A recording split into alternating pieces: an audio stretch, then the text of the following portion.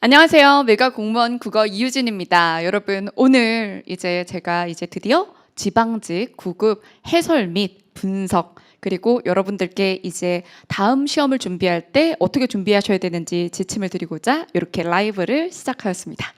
지금 여러분들 라이브라서 채팅창으로 이번 시험에 대해서 여러 가지 어려웠다, 뭐 그래도 요건 할만했다, 이런 이야기들 나누고 계실 텐데, 사실 시험에 따라서 사실 내 시험지가 오는 해가 있다, 이런 얘기가 있어요. 그래서 사실 뭐 우리가 관운이다, 이런 이야기도 하고 합니다. 그렇죠? 그래서 여러분들이 이번 시험 하나를 가지고 너무 시험의 경향에 대해서 속단하지 마시고, 내가 관운이 있다 없다 이런 거 너무 결정하지 마시고, 여러분들이 원하시는 그 공직을 얻기 위한 하나의 과정이었다, 이렇게 생각을 해주셨으면 좋겠어요.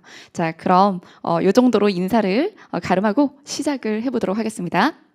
네, 자, 2022년 지방직 9급 국어, 먼저 총평과 상세 해설, 그리고 제가 오늘은 국가직 때와 달리, 국가직 때는 문제 해설 위주로 이렇게 수업을 진행을 했다면, 오늘은 2022년에 대부분의 사실 좀 마지막 시험이었을 시험지기 때문에 제가 이번에 확실히 적중 내역까지 한꺼번에 공개하려고 합니다. 적중 내역까지 이야기를 이렇게 한 번에 풀어내는 이유가 뭐냐면, 여러분들이 내년에 대한 결정을 하셔야 되는 시점이신 분들이 많기 때문이에요.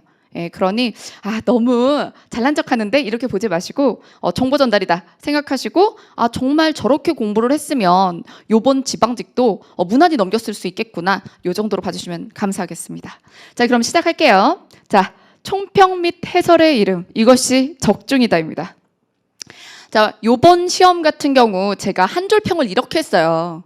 모국어라고 무시하면 자, 안 된다는 거죠. 독해 추론까지 단단히라고 했는데, 이 사이에 사실 생략된 많은 말이 있어요. 모국어라고 무시하면 이라는 게, 여러분들이 국가직 9급이 좀 난도가 낮아서 그 사이에 국어 공부 시간을 확 줄이신 분들이 굉장히 많았고, 그리고 기본서 다 던져버리고 압축서만 보시는 분들 굉장히 많았고, 그랬습니다. 그리고 심지어 문풀량 줄이신 분들도 많았죠. 그렇게까지 어려운 문제 다룰 필요가 없다. 그래서 기출은 딱 고수준일 것이다 라고 해서 독해 문제 쉬운 거 이렇게 찾아서 내가 원하는 점수를 주는 모의고사, 이런 것들을 찾아보셨을 확률이 높고, 그래서 지방직 시험의 대비가 안 됐을 수 있어요. 그래서 그 부분에 대해서 저는 이 시험지가 이랬다 저랬다 하면서 시험이 끝나고 나서 욕하는 건 누구나 할 수 있죠. 근데 그게 아니라, 사실 우리가 앞으로 더 나은 미래를 만들기 위해서 정말 통렬한 반성을 해야 된다고 생각을 해요. 그래서 하나의 시험지가 모든 걸 보여주지 않는다는 걸 국가직 9급으로 우리가 본 거예요. 지방직 9급, 국가직 9급처럼 쉽게 나오지 않을 거라고 제가 국가직 9급 해설 때 말씀을 드렸어요. 그럼에도 불구하고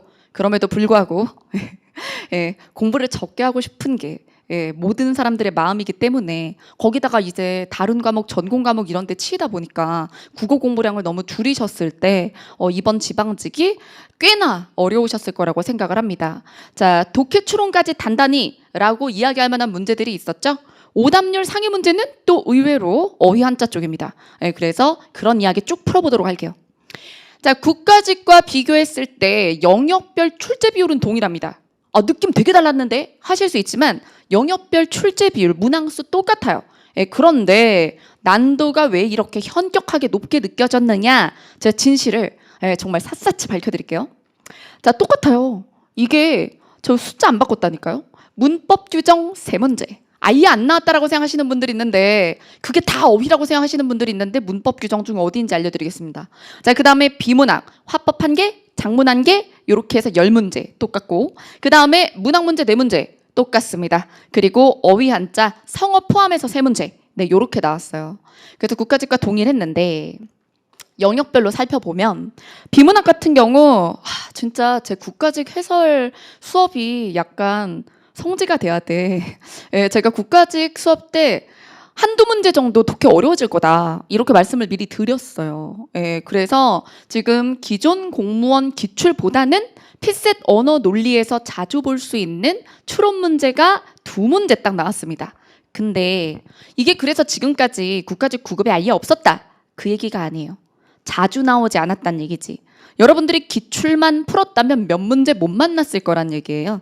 예, 그래서 논리학 수준으로 나오진 않았지만 어떤 논증을 푸는 어떤 간단한 대우의 방식이라든가 이런 훈련들을 좀 하셨으면 굉장히 쉬운데 그걸 모르고 눈으로 매칭하려고 하면 시간도 오래 걸리고 난도도 높게 느껴지는 그런 문제가 두 개였던 거죠. 게다가 또 번호도 뒷번호여서 여러분들 체감난도 더 높았을 수 있습니다.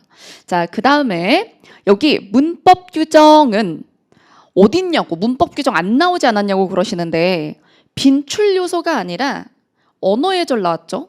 그 다음에 의미 변천 나왔죠. 그 의미 변천을 어휘라고 많이 생각하시더라고요. 근데 의미 변천 부분 자체가 원래 문법 규정의 독립적 부분은 아니에요.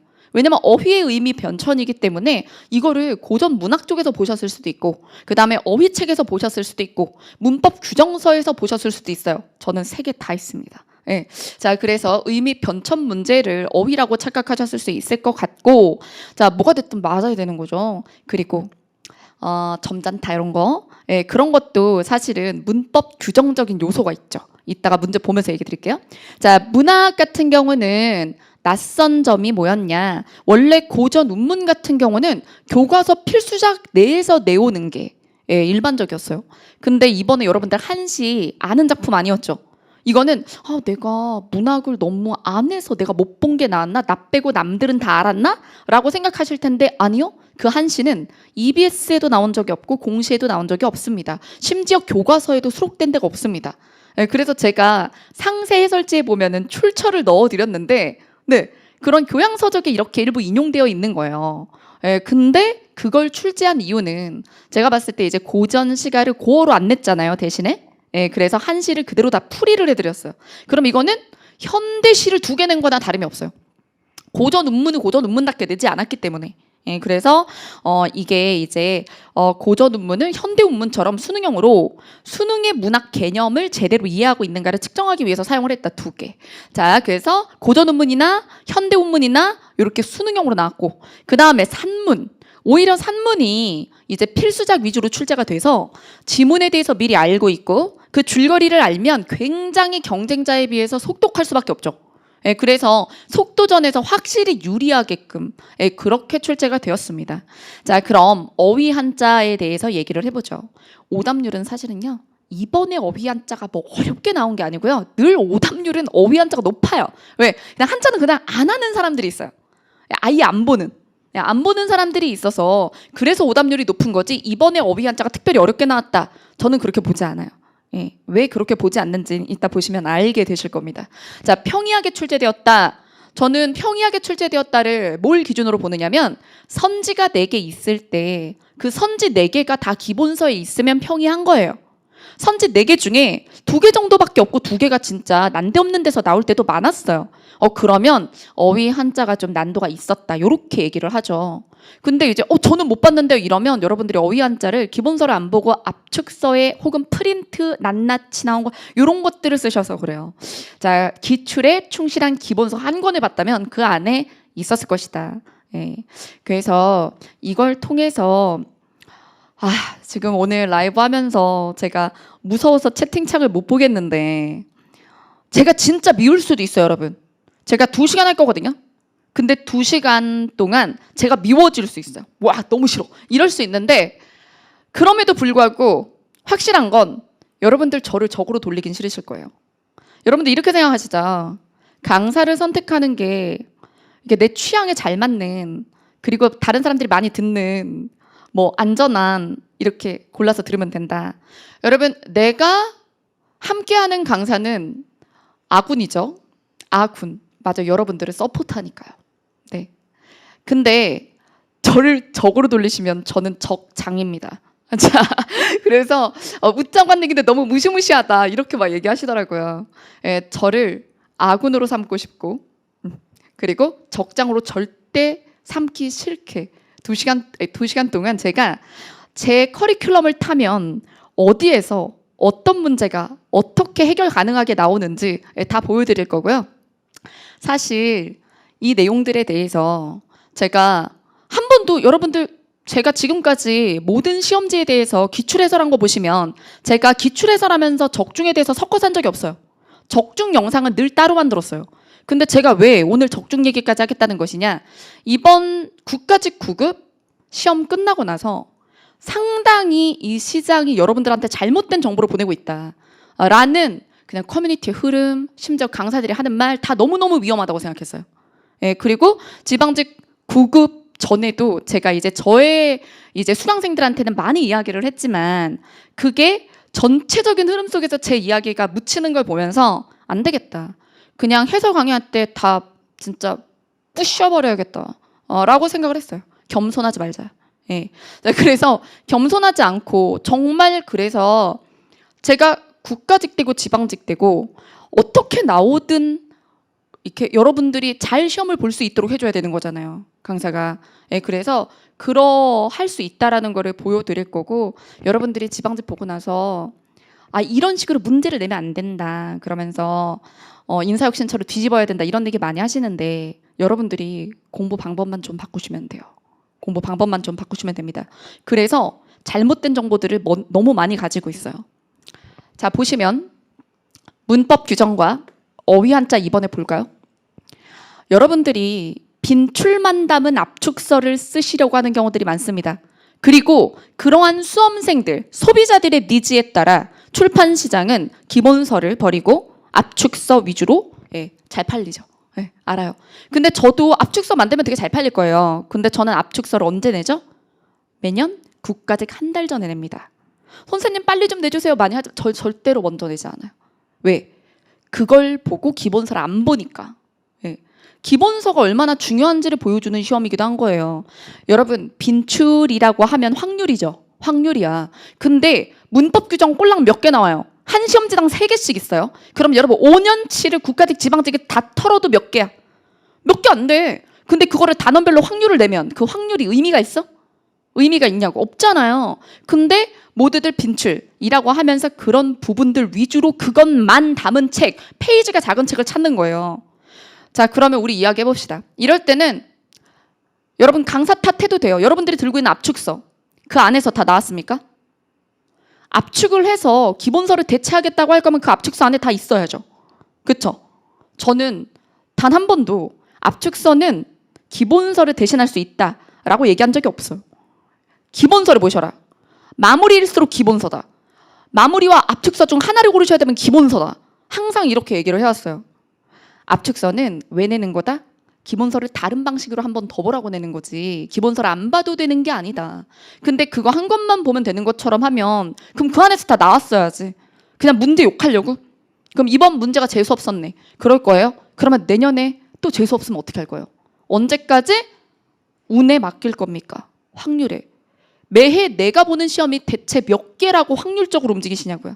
그렇죠? 시작부터 너무 세? 네. 자, 그러니 의문론, 형태론, 통사론 중요해요. 10년을 계산해 보면. 근데 여러분들은 어차피 하나의 시험지를 받아요. 여러분들 1년에 시험 2개 봅니다. 여러분들이 맞이하게 될 문법 규정은 6문제예요. 맞죠? 근데 확률적으로 의문론, 형태론, 통사론이 많이 나온다고 걔네만 하면 돼요? 저도 수업할 때 걔네 위주로 하지만 나머지도 해야 되는 거예요. 그래서 기본서를 봐야 되고 빈출은 더 열심히 해야 되지만 나머지도 봐야 하고 이거를 놓으시면 안 되는 거예요. 출제자들이 그리고 인사혁신처가 다 아는 거예요. 여러분들이 정말 압축서로만 움직인다는 걸. 그래서 저는 일부러 그랬다고 봅니다. 이번에 지방직은 정말 컴팩트서만 본 사람이 아닌 기본서로 성실하게 횡적으로 넓게 공부한 사람들이 이길 수밖에 없게 내줬다. 우직한 사람들을 뽑는구나. 이렇게 생각을 하고 저는 이거에 대해서 여러분들께 누차 말씀드리고 대비를 해드렸다고 생각을 해요. 자, 그 다음에 어휘 한자도 마찬가지예요. 어휘 한자도 기본산에 다 있다 그랬죠. 근데 여러분들은 프린트 혹은 아니면 선생님 모고 안에 있는 한자만 보면 될까요? 그걸로 커버 될까요? 이런 얘기를 진짜 많이 했어요. 아니 그런 생각을 하지 말고 그냥 책 하나를 잘 보라고. 그거를 불안해서 이 프린트 보고 불안해서 저 프린트 보고 그리고 나서 또 불안해가지고 앱 해가지고 앱으로 넘기는 거 뭐 보고 이러면서 공부할 거리 종류를 늘리잖아. 자, 그래서 저를 독해로는 인정을 하지만 문법 규정 어휘 한자 저 지엽적이다, 어렵다 욕 많이 먹었습니다. 근데 제 수업 들으신 분들, 알고리즘 기본부터 시작하신 분들 이번에 생생 나셨죠? 네, 저는 욕먹어도 괜찮아요. 예, 이런 시험에서 여러분들이 살아남았으면 되는 거야. 날 선택한 사람들이 살아남았으면 되는 거야. 응. 자, 어쨌든 요렇게 제가 이것에 대해서 자 적중할 때 자 이것저것에서 다 구석구석 다 끌어와서 적중 증명하지 않아요. 그리고 기출에서 적중 증명한 게 내가 적중한 겁니까? 기출에 있는 거지? 자, 그런 거 다 빼고 전 딱 두 코스만 잡겠습니다. 자, 제 기본서와 심지어 기본서 중에 제가 수업 시간에 언급 안 했으면 얘기 안 할게요. 자, 예를 들어 어휘 한자 수업 저 딱 10강 하거든요. 그 10강 안에 내가 언급을 안 했으면 뺄게. 예, 딱 10강 했는데 거기서 얘기를 한 것만 적중해 보여줄게. 그리고 백일기도. 예, 백일기도.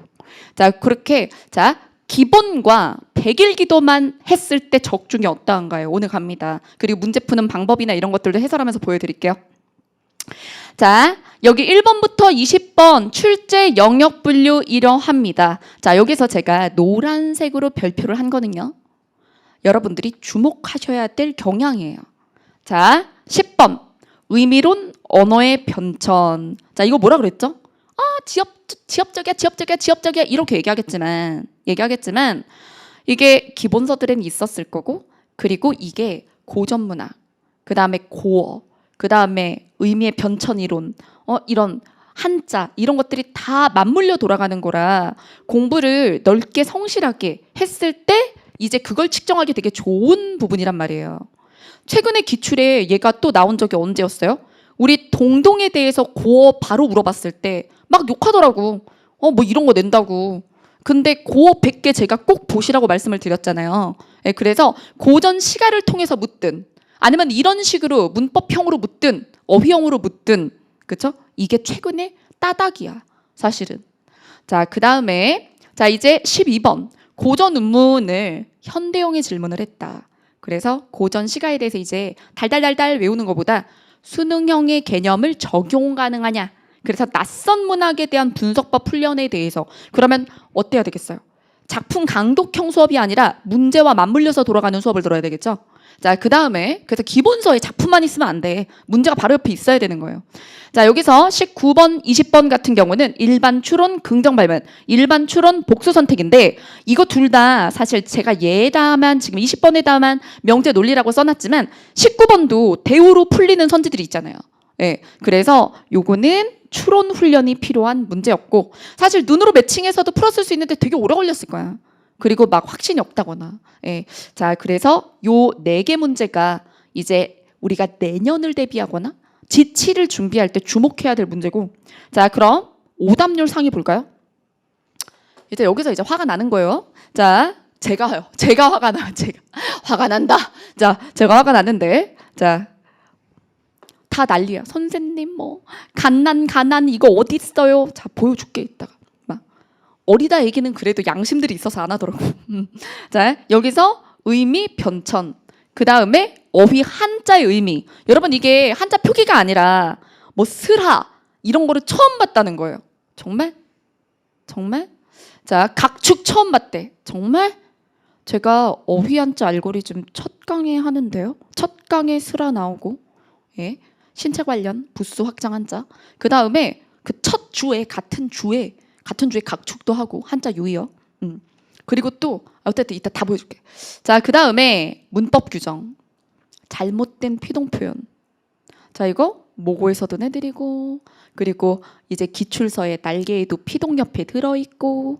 자, 그 다음 어휘 한자어의 표기 변호사 그대로 냈어. 변호사 판사 검사하면서. 예. 자, 그러니 사실 이게 제가 모고에만 낸 게 아니에요. 엇박도 아니야. 저는 모고를 이상한 데서 내지 않아요. 기본서에서 내요. 그럼 기본서 잘 보고 모고로 복습했으면 사실 여기 별표가 빨강이 왜 뜨냔 말이야. 네. 그 다음 요거 2개. 이거는 맞아요. 연습을 하고 해도 긴장감이 되게 높으면 해결하기 어려울 수 있어요. 이건 매진하셔야 되는 부분이에요. 정말. 예. 자, 그럼 1번부터 고 하겠습니다. 잠깐 실시간 채팅창 볼까요? 자, 그래 나 이를 갈았어. 이를 갈았어. 그리고 지금 혹시 자료를 못 받으신 분들 제 카페에도 있고요. 예, 그리고 이 영상 정보를 누르셔도 자료를 받으실 수 있는데 제가 자료를 그냥 해설지만 올린 게 아니에요. 이 PPT 슬라이드 자체를 폰이나 패드에 넣어서 보실 수 있게 예, 적중 선지, 그러니까 적중 문제 슬라이드까지 끼워가지고 PPT를 그대로 PDF에서 올려놨습니다. 예, 그래서 그거까지 받아서 자 소문을 많이 내세요. 자, 그럼 1번부터 보겠습니다. 자, 언어 예절로 가장 적절한 것은 이라고 했죠. 1번은 정말 여러분들이 자주 보신 간접 높임에 대한 내용이에요. 그래서 지금부터 회장님의 말씀이 자, 회장님을 높이고 싶어. 근데 회장님의 말씀이야. 그래서 주어가 간접 높임 대상일 때에는 무엇을 쓸 수 없다?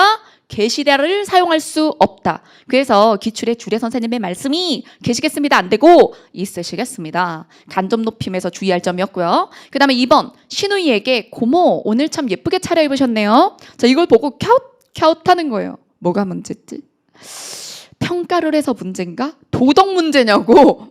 자 그게 아니라 여기서 고모라는 호칭이 문제인데요. 지금 신우이에게라고 했잖아요. 그러면 나의 고모가 아니잖아요. 나의 자녀의 고모란 말이죠. 그래서 말을 할 거면 아이 이름이 들어가야 돼요. 누구 고모 해야 내 아이의 고모지 내 고모가 아니잖아. 네. 그리고 예전에는 아가씨 이런 말을 많이 썼어요. 근데 이제 개정으로 인해서 도련님 아가씨 말고 이름에 땡땡 씨도 가능하고 예, 땡땡 고모도 가능하고 이게 바로 뭐였죠? 제가 최신 개정 특강 매년 해드리죠. 2월에 했죠. 거기서 다뤘던 호칭어 개정이잖아요. 호칭어 개정에서 나온 게 2번하고 4번이야. 두 개. 개정 특강에서. 그래서 여기 4번을 보면 다른 사람에게 내 아내를 가리키며 이쪽은 제 부인입니다. 근데 부인은 남의 아내를 높일 때 쓰는 말이고 제 아내입니다. 혹은 제 처입니다. 를 쓰고요. 이게 왜 개정과 관련이 있다고 얘기를 하는 거냐면 아내도 되고 처도 돼요. 자, 이게 개정과 뭐가 관련되냐면 예전에는 안사람 이런 얘기 썼어요. 안사람, 집사람. 근데 안사람, 집사람 뭐 그리고 바깥사람 이런 말이 남녀의 성차별적 요소가 있다 하여 개정이 되었잖아요. 예. 자, 그래서 자, 요거 적중 보여드리겠습니다. 화제의 모의고사, 지방직 직전의 모의고사죠. 화제의 모의고사 6주 레벨 2였어요. 예, 레벨 2 20번, 3번 주례 선생님의 말씀이 계시겠습니다. 안 된다. 있으시겠습니다. 자, 그 다음에 개정. 2020년에 개정된 것을 제가 매년 해드리고 있었고 그리고 모의고사 때도 시즌마다 해설지에 넣어드렸어요. 자 여기에 안, 밭 이런 식으로 남녀를 배우자에 대해서 부르는 말은 바꿔야 되고 아내라고 한다 라고 되어 있죠. 그 다음에 땡땡 삼촌, 땡땡이 고모 그리고 혹은 땡땡씨 요거 이렇게 개정 특강에 있었던 내용입니다. 자 그러면 1번 적중 맞죠? 자 그 다음 2번입니다. 자 2번은 어디서 많이 봤죠? 네, 바로 지문이 메밀꽃 필 무렵이에요. 그러면 이제 강사들 이럴 수도 있어. 내 문학책에 메밀꽃 필 무렵이 있잖아. 봤던 지문이지? 지문 적중. 그럼 이게 적중일까? 여러분, 메밀꽃 필 무렵의 이 부분을 묘사의 예시로 썼어야 되죠? 그쵸? 자, 이게 독해 알고리즘 패턴 3. 네, 패턴 3의 묘사에 대한 이론입니다. 자, 묘사에 대한 이론에 여기 주관적 묘사에 메밀꽃 필 무렵입니다. 네. 그리고 메밀꽃 필 무렵의 심지어 위치도 같아요. 제가 이 부분을 가지고 수업을 할 때 어떻게 했는지 기억나세요? 자, 독해 알고리즘에서 객관적 묘사랑 주관적 묘사로 디테일 좀 더 추가를 해서 이 부분에서 묘사인데 묘사는 감각적으로 표현을 하는 거다. 시청각, 후각, 촉각, 미각 이런 걸로 표현을 하는 건데 그것을 주관적으로 했을 때 주관적으로 비유적으로 혹은 과장 이런 것들을 해가지고 이야기한 부분에 밑줄을 그어보자 하면서 묘사를 했어요. 네, 기억이 안 나면 안 되겠죠? 자, 똑같이 나왔어요. 똑같은 위치. 자, 그래서 여기 보면 자 지금 달이 부드러운 빛을 흐뭇하게 흘리고 있었다. 이거는 정서고 달빛에 대한 묘사, 시각. 그 다음에 대화까지 70리 밤길 고개를 둘이나 넘고 개울을 하나 건너고 벌판과 산길을 걸어야 된다가 이게 걷고 있는 거야? 여러분 그게 메밀꽃 필 무렵을 오히려 기억해서 틀릴 수도 있어요. 아 지금 얘네가 걷고 있으니까 시간이 흐르고 있구나 그러니까 서사 이런 식으로 생각을 해서 서사를 찾아도 선지 없지. 자 제가 출제자였으면 서사 넣었어요. 예, 근데 헷갈리는 선지도 없어 심지어. 예, 그러니 여기서 지금 걸어야 되는 길이다라고 얘기를 한 것이고 길은 지금 산허리에 걸려 있다. 길에 대한 시각적 묘사. 자, 그다음 밤중을 지난 무렵인지 죽은 듯이 고요한 속에서 짐승 같은 달의 숨소리가 손에 닿힐 듯이 여러분 달이 숨소리가 나요? 달이 막 이래? 아니지. 이런 게 주관적인 묘사예요. 예, 그리고 이 달은 시각인데 숨소리가 그러면서 시각에 청각하고 공감각에다가 거기다가 손에 잡힐 듯이 막 이러면서 주관적인 묘사를 하고 있다고. 그리고 콩포기와 옥수수 잎새가 한층 달에 푸르게 젖었다. 지금 푸른빛이 감도는 시각을 젖었다라고 주관적으로 표현한다. 주관적 묘사를 수업할 때 예시로 썼던 지문입니다. 자, 그 다음 이제 3번 문제로 가보도록 할게요. 자, 3번 문제. 다음 글에 대한 이해로 적절하지 않은 것은 입니다. 내용 확인 부정 발문이죠. 자, 이럴 때 어떻게 하기로 했어요? 내용 확인 부정 발문은 선지를 먼저 보면서 변별적 키워드를 잡고 이 함정으로 기능할 수 있는 것들은 처리해 둔다. 자, 그럼 펜터치가 이렇게 되겠죠. 1번. 무대 연출의 창작적인 표현의 도용 여부를 밝히기 쉽지 않다. 그럼 도용 여부에 대한 거. 그 다음에 2번. 저작권 침해를 당했다고 주장하려면의 조건. 자, 그 다음에 독보적인 무대 연출 작업에 저작권을 부여한다 해서 후발 창작에 방해가 되냐 안 되냐. 자, 그 다음에 4번 저작권의 목표는 이제 저작권법 목표는 창작자의 창작을 장려하고 and. 자, 그래서 요것과 요것이 다 충족돼야 되겠죠. 장려하고 일반 공중의 저작물 이용을 원활하게 하는 것이다. 그럼 두 개 다 쳐야죠. 두 개 다 충족이 돼야 되니까. 자, 그럼 이렇게 펜터치를 하고 지문을 보면 실수가 없어요. 근데 여러분들이 지문을 긴장했음에도 불구하고 한 번에 읽고 다 기억하려고 하기 때문에 힘들어지는 겁니다. 자, 그래서 저는 근데 선생님 선지 4개를 미리 봐도 저렇게 변별 키워드를 체크해도 지문 볼 때 또 기억이 안 나더라고요. 그 훈련 부족. 그게 기억이 날 때까지 훈련하면 돼. 체화가 덜 돼서 그래요. 그 구간을 못 참으시더라고요. 예. 근데 지문을 먼저 읽고 선지를 볼 때 기억 안 나는 사람이 선지를 보고 이제 지문으로 가는 걸 하면 훨씬 낫다는 거죠. 여러분, 선지 분량이 텍스트가 더 적잖아. 근데 그걸 기억 못하는 사람이 지문을 통째로 기억할 수 있어? 그럼 어떻게 하게 되겠어요? 위보고 아래 봤다가 어디 있었더라? 하고 다시 봤다가 그럼 지문을 여러 번 보게 되겠죠. 그러니 이렇게 쉬운 문제에서 시간이 지체되는 거예요. 지문을 여러 번 보지 않는 게 핵심이에요. 이 문제는. 자, 그러면 위에서부터 보겠습니다. 연출자가 자신의 저작권을 침해당했다고 주장하기 위한 조건 찾아야 되죠. 뒤에 보니 유효한 저작권을 소유했어야 한다. 그러면 바로 선지로 내려가. 나왔다죠. 예. 그럼 충족됐으니까 그 선지 바로 소거 해주시고 그 다음에 저작권 보호 가능성이 있는 창작물이 필요하다면서 창작적인 표현을 도용당했는지 밝혀야 되는데 이거 밝히는 게 쉽지가 않아. 도용을 밝히기 쉽지 않다. 바로 지워주세요. 이럴 때 선생님 그냥 이건 제가 설명하려고 번호를 여기다 써놓는 거죠. 여러분들한테 여기다 쓰라는 게 아니야. 사실 시험장에서 어떻게 움직여야 되냐면 체크하고 바로 지우고 체크하고 바로 지우고 이렇게 해야 되거든요. 근데 선생님 위아래로 오르락 내리락 거리려니까 정신이 없대. 여러분들이 정신없는 게 중요해요? 맞는 게 중요하지? 그 정신없는 거 적응되면 아무것도 아니야. 괜찮아져. 괜찮아지는데 불편한 게 싫어서 자신의 머리가 좋아지기를 기대하면서 지문을 다 외우려고 드는 거잖아요. 그게 안 되니까 결국에 지문을 반복적으로 보는 거고. 자, 바로 소거하고 그 다음 왜냐하면 연출자가 주관적으로 창작성이 있다고 느끼는 부분일지라도 객관적 시각에서는 이미 공연예술 무대에서 흔히 사용되고 있는 표현 기법일 수도 있고 뭐 등등등 때문에 이게 도용을 밝히기 쉽지 않다는 거예요. 그러면서 예를 들어 예시예요.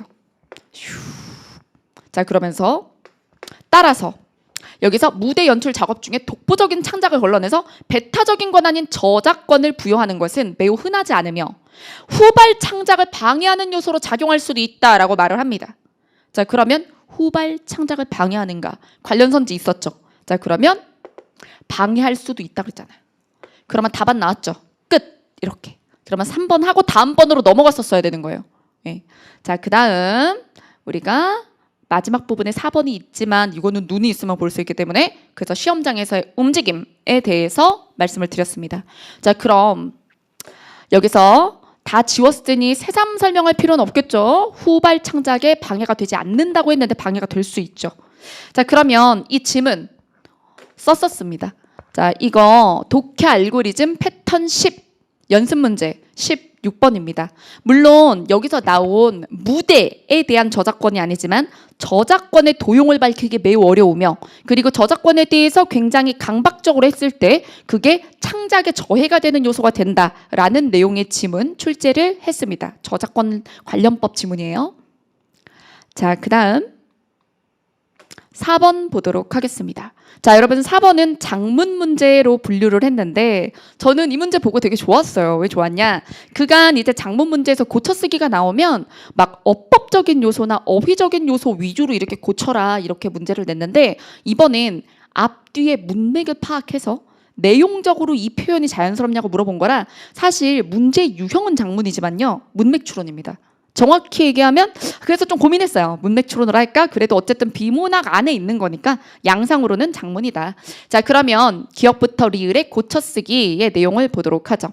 여기서 파놉티콘은 원형 평면의 중심에 감시탑을 설치해놓고 주변으로 빙 둘러가지고 감시하는 거예요. 그러면 감시탑의 내부가 어두워가지고 또 죄수의 방은 밝으면 감시탑에서 죄수들은 훤히 보이지만 죄수들은 감시탑 안에 사람이 있는지 없는지 지금 보고 있는지 아니면 자는지 알 수가 없는 거죠. 자, 그래서 죄수가 잘못했을 때 교도관은 어두운 곳에서 바라보면서 처벌을 합니다. 이게 누적되면요. 누적되면 그럼 실제로 교도관이 자리에 있을 때조차도 자 조사 잘 활용해 볼까요? 자, 자리에 있을 때조차도 공포감으로 스스로를 통제한다는 얘기인데 여러분 어울리나요? 있는지 없는지 몰라서 언제나 자기를 통제하게 된다는 얘기잖아요. 그러면 조차도라는 말에 뒤에 문맥에 이렇게 내용을 고려를 하면 자리에 없을 때조차 없는 걸 몰라서 긴장하게 된다는 얘기잖아요. 예. 자, 그래서 요거 고쳐야 되고 자, 그 다음 이렇게 권력자에 의한 정보 독점 아래 1번 확인했고 정보 독점 아래 다수가 통제된다는 점에서 여러분 권력자가 누구예요? 볼 수 있는 정보를 캐치할 수 있는 감시탑이죠. 자, 그러면 감시탑이 권력자야. 그 권력자에 의해서 죄수는 삥 둘러가면 여러 명이 있다고. 그러면 한 명이 아니잖아. 1대1의 케어가 아니라 다수를 케어할 수 있죠. 심지어 A를 보고 있을 때도 B씨는 쫄아 있다고. 예, 보고 있을지도 몰라서. 자, 그래서 다수가 맞죠. 이거는 고치면 안 돼. 근데 여기서 고쳐쓰기로 적절하지 않은 것에 멀쩡한 애가 지금 체크가 돼 있잖아. 그러면 바로 가는 거죠. 답이네. 끝. 여러분 끝입니다. 그러면 다음 문제로 넘어가야 하는데 불안했던 거죠. 그러면서 3번이나 4번을 입증을 하려 드는데 괜찮아요. 근데 저는 이런 얘기를 하죠. 명확하게 답일 때 그럴 때는 뒷부분을 지문을 읽을 때 뭐 위주로 읽어라? 이게 번복되지 않느냐만 확인하라. 혹시 이 내용이 소수가 되어야만 되는 뭐 예외적인 아까 그 말은 뻥이고 막 이런 식의 완전히 논지가 전환이 되는 그래서 앞에 내용을 번복해버리는 내용이 없는지만 보는 선에서 빠르게 속독하고 넘어가라고 이렇게 말씀을 드려왔어요. 자, 그럼 여기서 동시성이 아닌 이유 그래도 얘기할게요. 자, 그럼 내용을 보겠습니다. 자, 현대사회는 다수가 소수의 권력자를 동시에 감수할 수 있는 시놉티콘의 시대가 되었다. 시놉티콘에는 그럼 여기서 파놉티콘 말고 시놉티콘이죠. 시놉티콘에 가장 크게 기여한 것은 인터넷의 동시성이다. 자, 여기서 동시성이라고 했는데 여기까지만 읽으면 안 될 것도 없어 보여요. 여러 명이 동시에 한 명을 보나 보다 이런 얘기인가? 여기까지만 봐서 그러잖아. 뒤도 봐야 돼요. 권력자에 대한 비판을 신변 노출 없이 자유롭게 표현한다. 그럼 이건 동시성에 대한 얘기가 아니라 뭐예요? 익명성이죠. 예. 자, 그 다음 정보화 시대가 오면서 언론과 통신이 발달했고 그리고 특정인이 정보를 수용하고 생산하게 되었나요? 아니죠. 여기서 뭐라 그랬지? 네티즌들이 다 이렇게 바라볼 수 있는 거잖아요. 네티즌의 활동을 바탕으로 특정인이 아님을 알 수 있죠. 그래서 동시성과 특정인 소거가 가능합니다. 근데 여러분 시험장에서 얘를 하고 있었냐고. 지금 제가 하는 거죠. 지금 시험이 끝나고 공부를 하기 위해서 쓰는 건 괜찮아. 근데 시험장에서 얘를 입증하는 게 누구를 위한 시간이에요? 정답을 위한 시간이에요? 내 마음의 평화를 위한 시간이에요? 네, 그거 생각해 보시고. 자, 그 다음에 자, 파놉티콘입니다. 독해 알고리즘 패턴 2였더라고요. 네, 패턴 2. 자, 여기서 독해 알고리즘 패턴 아니야. 이건 3 맞아. 죄송해요. 다른 문제가 패턴이 하나 틀렸는데 이거 3 맞아요. 패턴 3에 다음 글의 서술상 특징을 골라라 해서 문제 유형은 달라요. 근데 지문은 완전 동일합니다. 지문 일치예요. 예, 그래서 파놉티콘의 아예 내용은 똑같습니다. 네. 그래서 정보 파놉티콘 하면서 벤담의 파놉티콘, 간수의 시선 이런 이야기로 문제를 푸는 게 있었어요. 원형 감역 이렇게 나오고. 자, 그다음 뭐 더 설명 필요 없죠. 사실 비문학 적중이라는 건 유형 적중은 누구나 하죠. 만약에 누가 저 독해 적중했어요 그러면서 발문만 따서 올리면 진짜 웃길 거야. 그쵸? 왜? 아니 독해 유형은 정해져 있잖아요. 그건 적중이 아니죠. 틀인데. 예, 근데 독해에 대해서 그러면 뭐가 적중이라고 할 수 있느냐? 지문을 적중하거나 지문 제재를 굉장히 유사하게 적중해서 물론 이미 봤던 지문이어도 다시 읽어야 하지만 그럼에도 불구하고 두려움이라도 해소해졌다. 지문을 봤을 때 굉장히 반갑고 마음의 평화가 오며 그래서 긴장감을 떨어뜨려주는 그런 기능을 했거나 아니면 정답과 매력적인 오답을 해결하는 과정이 똑같거나 그래야 적중이라고 말할 수 있어요. 자, 5번입니다. 5번 김소월의 산인데 김소월 시인은 우리가 너무 잘 알죠. 예, 근데 주로 이제 산유화라든가 아니면 초혼이라든가 진달래꽃 이렇게 교과서 필수작 위주로만 공부했으면 이 작품을 처음 봤을 수도 있어요. 자, 그러면 문제가 되나요? 아니죠. 작품의 낯선 문학 분석 알고리즘을 적용을 해서 문제를 풀어보도록 하겠습니다. 산새도 오리나무 위에서 운다. 자, 여러분 제가 낯선 문학 알고리즘에서 알려드리는 게 있죠. 화자를 찾고 화자의 서술어들 중에 감정과 관련된 것 그리고 혹은 긍정 부정이 명확한 것에 체크하라. 그리고 화자가 드러나기 전까지는 주 대상, 화자가 바라보는 대상에 관련된 서술어에 역시나 체크. 자, 그러면 화자가 산새를 바라보고 있잖아요. 산새도 오리나무 위에서 운다. 여기서 조사도 볼까요? 산새도 운다. 자, 그 다음 산새는 왜 우노? 심해 산골 영 넘어가려고 그래서 울지 고개. 그래서 여기 이게 무슨 뜻인지 몰랐다면 여기 산 있어. 매산 위에 부수 보이죠? 자, 산새가 왜 우냐면 고개를 넘어가려고 그래서 울지. 자, 그 다음 눈 내리네 와서 덮이네 오늘도 하룻길은 7, 80리. 이 얘기는 도 체크. 그럼 매일매일 하루하루 7, 80리 가고 있는 거야. 막 계속 떠들고 있구나. 막. 자, 그 다음 돌아서서 60리는 가기도 했소. 여기를 갔다가 저기를 갔다가 이랬다는 거죠. 불기 불기 다시 불기 돌아갈 귀. 자, 이게 한자가 있으니까 사실은 이 문제 출제자는 여기 각주 같은 거 줘서 불기 같은 걸 해석해 줄 생각을 하지 않습니다. 돌아갈 수 없다. 돌아갈 수 없다. 자, 돌아갈 수 없다. 돌아갈 수 없다. 다시 돌아갈 수 없다. 삼수갑산에 다시 못 가는구나. 그러면 가고 싶은 곳이잖아. 못 가는구나. 사나이라서 잊으련만. 사나이 속은 잊을만도 한데 15년 정분이라 못 잊는다. 그럼 잊는다 못 잊는다. 사나이가 잊어야 되는데 안 잊어져. 이거죠. 그러면 그 15년 정분 어디에 있겠어요? 삼수갑산에 있는 거죠. 자, 여기서 불기라는 표현과 삼수갑산이라는 표현을 처음 보셨어도 좀 안타깝죠. 예, 이게 문학에선 관습적으로 굉장히 많이 나오는 표현이죠. 자, 그 다음 산에는 오는 눈, 들에는 녹는 눈. 산새도 오리나무 위에서 운다. 지금 행을 일부러 내려서 그렇지 지금 뭐예요? 숨이 상응하고 있죠. 산새도 울고 있다. 삼수갑산 가는 길은 고개의 길. 그러면 삼수갑산은 내가 가고 싶은 곳이지. 그리고 새도 고개를 못 넘어가서 울지. 그러면 저 새랑 나랑 어때요? 입장이 같지. 네. 자, 그래서 선지로 가보죠. 기억은 시적 화자와 상반되는 땡. 쟤도 울고 나도 울고 나도 저기 넘어가고 싶고 쟤도 넘어가고 싶고. 그 다음 니은은 화자에게 놓인 방랑길. 자, 오늘도 가고 내일도 가야 되고 지금까지 매번 갔고. 자, 그 다음 디귿. 화자의 이국지향의 의식. 이국지향이 뭐죠? 다른 나라를 지향하는 의식. 뭐 예를 들어 모더니즘 작가들의 시들을 보면 일제강점기에 굉장히 서양적인 요소들이 막 들어와 있단 말이에요. 김광균의 시 같은 거 보면 또 혹은 와사등이나 이런 시들을 보면 그러면 외래어나 아니면 외국의 지명이나 이런 것들이 많이 있어요. 그런 것들을 보고 이제 이국지향적인 성향이라고 하는 거예요. 뭔가 서구 사회를 동경하는 이런 성향을 얘기하는 건데 지금 디귿에 보면 이 사람은 어디 가고 싶어요? 삼수갑산에 다시 가고 싶어요. 그럼 이거는 삼수갑산이라는 단어를 몰라서 그러니까 삼수갑산이 외국인 줄 알았나? 이렇게 되는 거지. 삼수갑산 두메 산골, 깊은 산골. 자, 그래서 땡. 그 다음 시적 화자가 지닌 분노의 정서를 여러분 못 가가지고 슬프고, 분노는요 부정적인 감정인 건 슬픔과 마찬가지인데 파워가 강해요.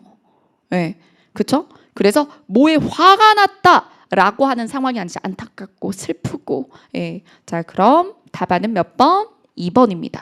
자, 그럼 적중 볼까요?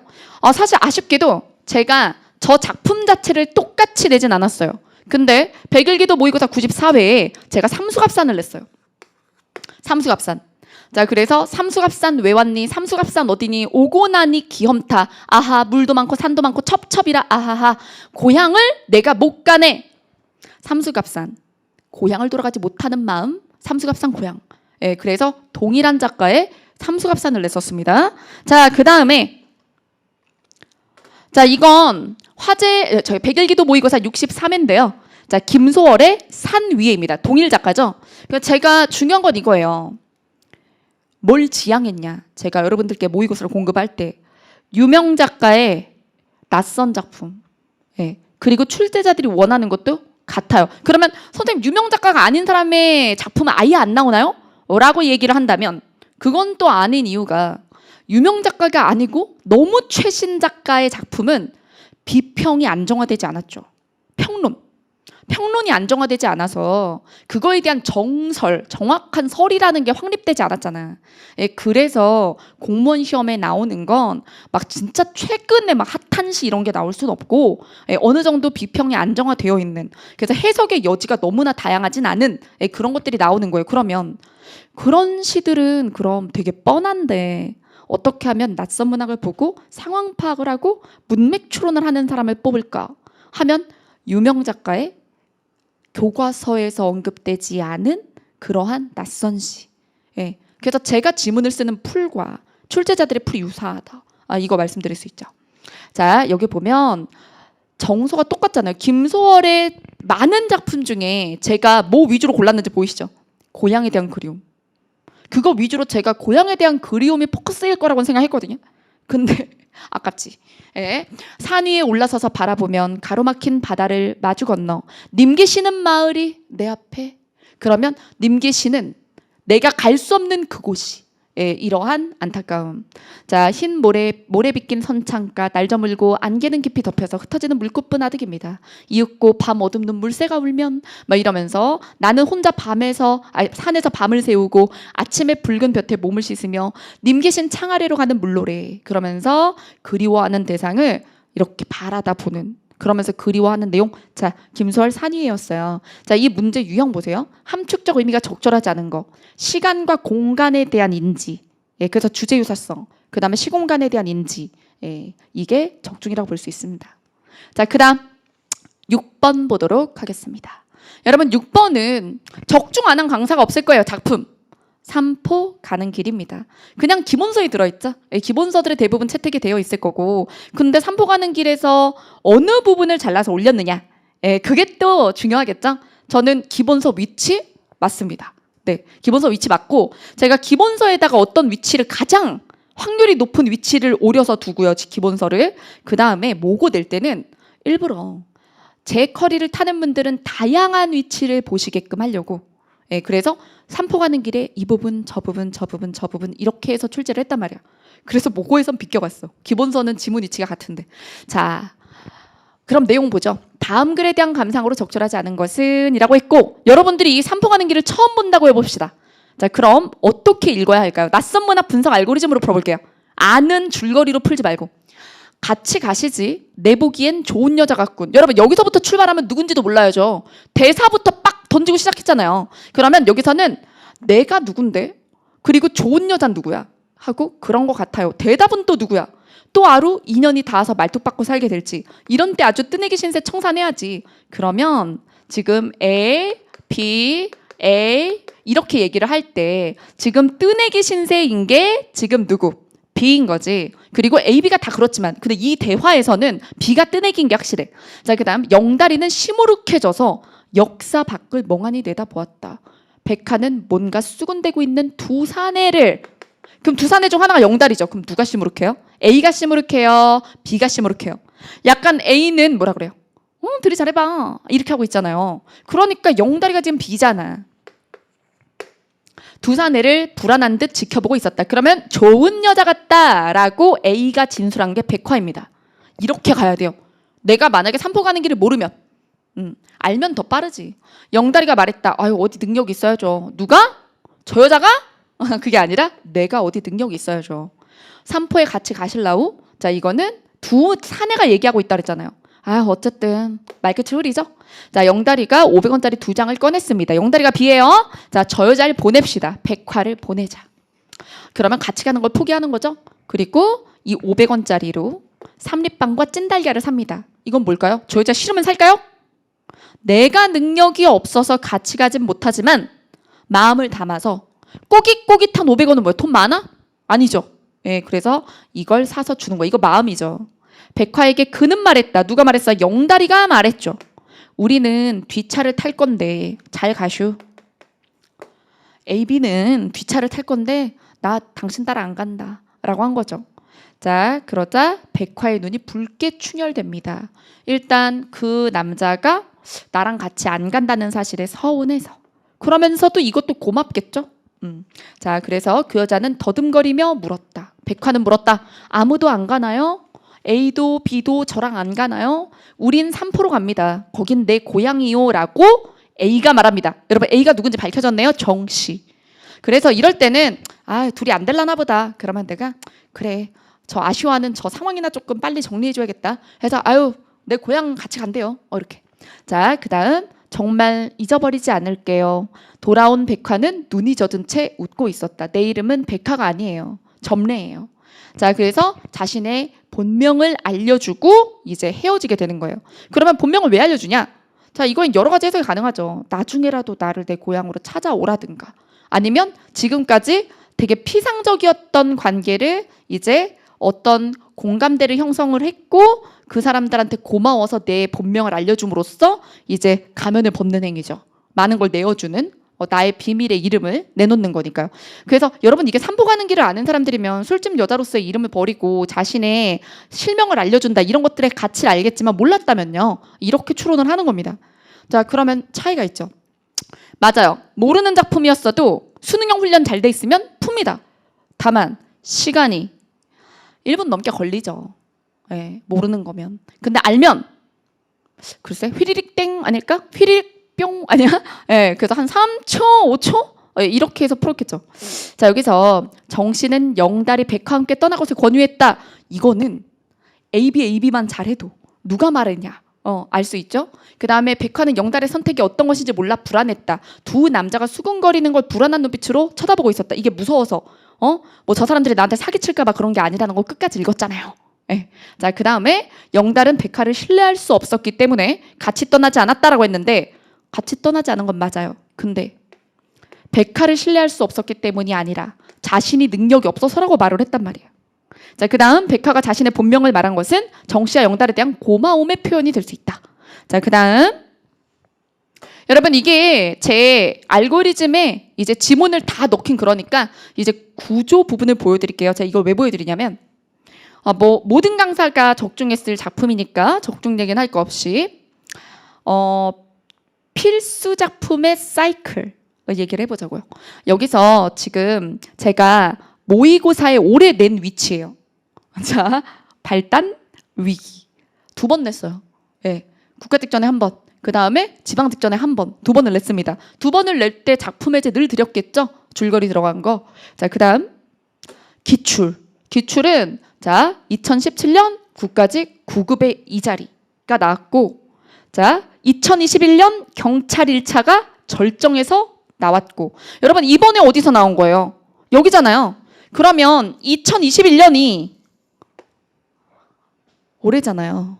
네, 올해 그러니까 이제 작년이라고 해야 되겠다. 작년 경찰 문제 마지막 국어 문제로 나온 거예요. 경찰의 국어가 사라졌습니다.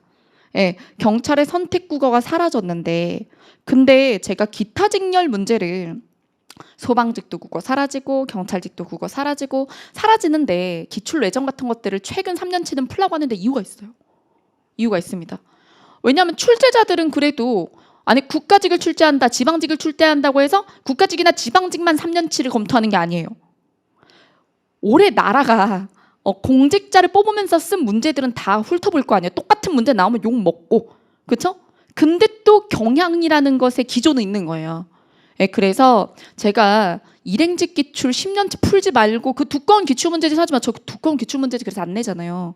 예, 그런 거 하지 말고 컴팩트 하면서 꼭 봐야 될 문제 엑기스를 뽑아놓은 그런 기출서를 보라고 말씀을 드렸습니다. 전 딱 700지 보여드리잖아요. 기출코드. 왜? 볼 것만 보면 돼. 대신 기타 직렬을 3개년 풀면 짱. 그리고 아무리 못해도 당해는 풀어라. 1년 전까지. 그랬으면 동일 위치 받겠죠. 자, 그 다음 군무원. 2021년 군무원에 출제됐고 제 독해 플러스의 결말 부분이 있습니다. 자, 그만큼 중요한 작품이었어요. 그리고 경찰 문제 어땠나 볼까요? 이거는 저의 적중이 아니라 경찰을 제가 기타 직렬 왜 봐야 되는지 얘기 드리는 거예요. 기출, 외전, 왜 보는가? 자, 선지 똑같죠? 그러면 진짜 이게 우연이라고? 몇 개 바꾼 거죠. 위치도 똑같고. 자, 그 다음 요거는 2017년 국가직 9급인데 위치 달라요. 근데 인물관계 파악을 시키는 건 똑같아요. 이게 그러면 삼포 가는 길이 왜 이렇게 인물관계 파악이나 감정 파악에 주로 사용이 되느냐 알려드릴까요? 장사미천을 다 내놓는 기분인데 자, 출제하는 입장에서 제 적중 많이 하니까 여러분들 믿으실 수 있겠다. 작품이 우리 공무원 국어 지문을 너무 길게 쓸 수가 없어요. 짧죠? 지문이 짧은데 내용에 대한 질문을 하려면 선지 4개가 나와야 되잖아. 선지 4개가 다 같은 소리 하면 안 되지. 그러면 짧은 지문 안에 선지 4개가 나오면서 그게 전개 방식이나 서술 방식이 아니라 즉 형식에 대한 질문이 아니라 내용에 대한 질문 4개를 상이하게 뽑으려면 이게 갈등이 다각적이어서도 안 되고 그리고 인물이 너무 적어서도 안 돼요. 대화와 그리고 서사가 적절히 섞여 있어야 되고요. 그런 지문이 많지가 않아요.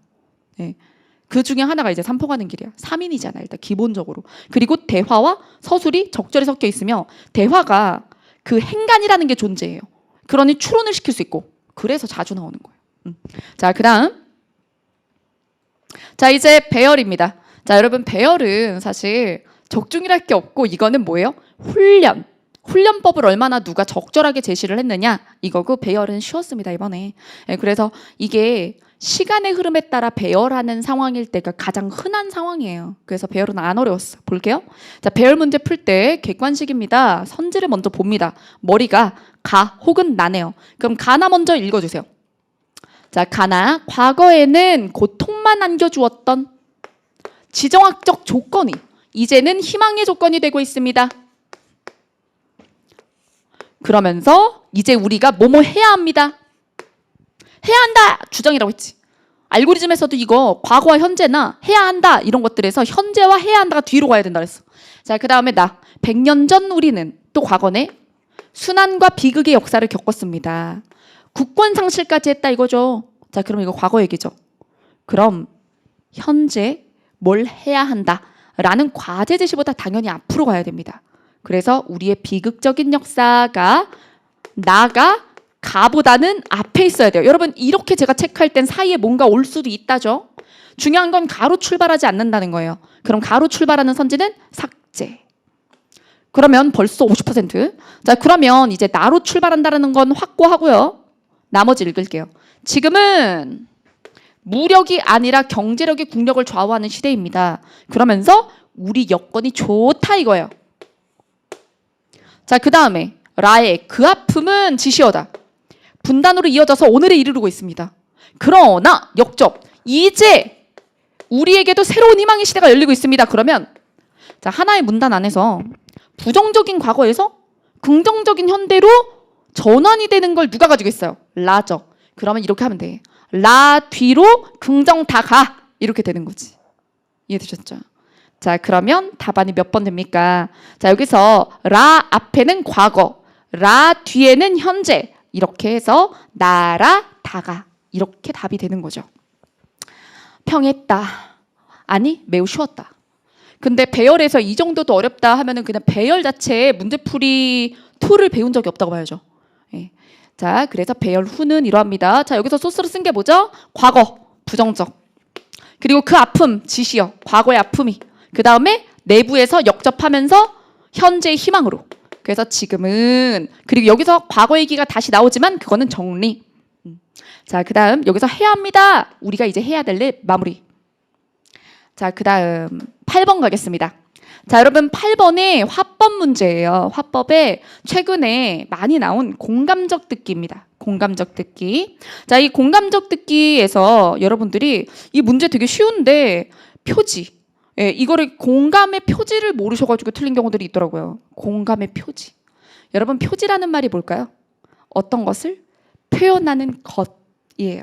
그러면 공감의 표지라고 하면 언어적인 표현도 있고 비언어적인 표현도 있어요. 그럼 여기서 언어적인 표현은 뭘까요? 네, 맞습니다. 네, 그렇겠네요. 네, 이런 게 언어적 표현이고 고개를 끄덕이며 이게 비언어적 표현, 표정이나 몸짓입니다. 자, 그러면 여기서 사실 A는 B에게 요약 내용 어쩌고 이런 거 있는데 지금 저라면 이 문제 풀 때 다음 대화에 대한 설명으로 적절한 것은 했을 때 제가 화법에 대해서 뭐라 그랬어요? 말하기 내용을 묻는지 아니면 말하기 방식을 묻는지 파악을 위해서 선지를 꼼꼼히는 아니지만 대략적으로 확인한다예요. 자, 그러면 여기서 1번 패스하고 공감의 표지는 체크를 했었어야 돼. 공감의 표지는. 그럼 저라면 얘 읽기도 전에 이렇게 긁다가 얘 보고 고개를 끄덕이며 해서 끝냈어. 끝. 여러분 1초. 1초. 이건 요령이 아니에요. 확실하잖아요. 저희 공감의 표지가 아니면 뭐겠어. 고개를 끄덕였는데. 자, 근데 이렇게 문제를 처리하지 못한 분들이 선지 하나하나 OX A 오냐 B 오냐 A 오냐 B 오냐 하면서 시간이 걸린 거예요. 이거 틀린 사람은 별로 없을 거예요. 근데 시간차가 있겠죠. 어때요? 여러분들 1초였습니까? 자, 그럼 내용 볼게요. 예은 씨, 오늘 회의 내용을 팀원들에게 공유해 주시면 좋겠네요. 네, 알겠습니다. 팀장님, 제가 이걸 읽어야 될까요?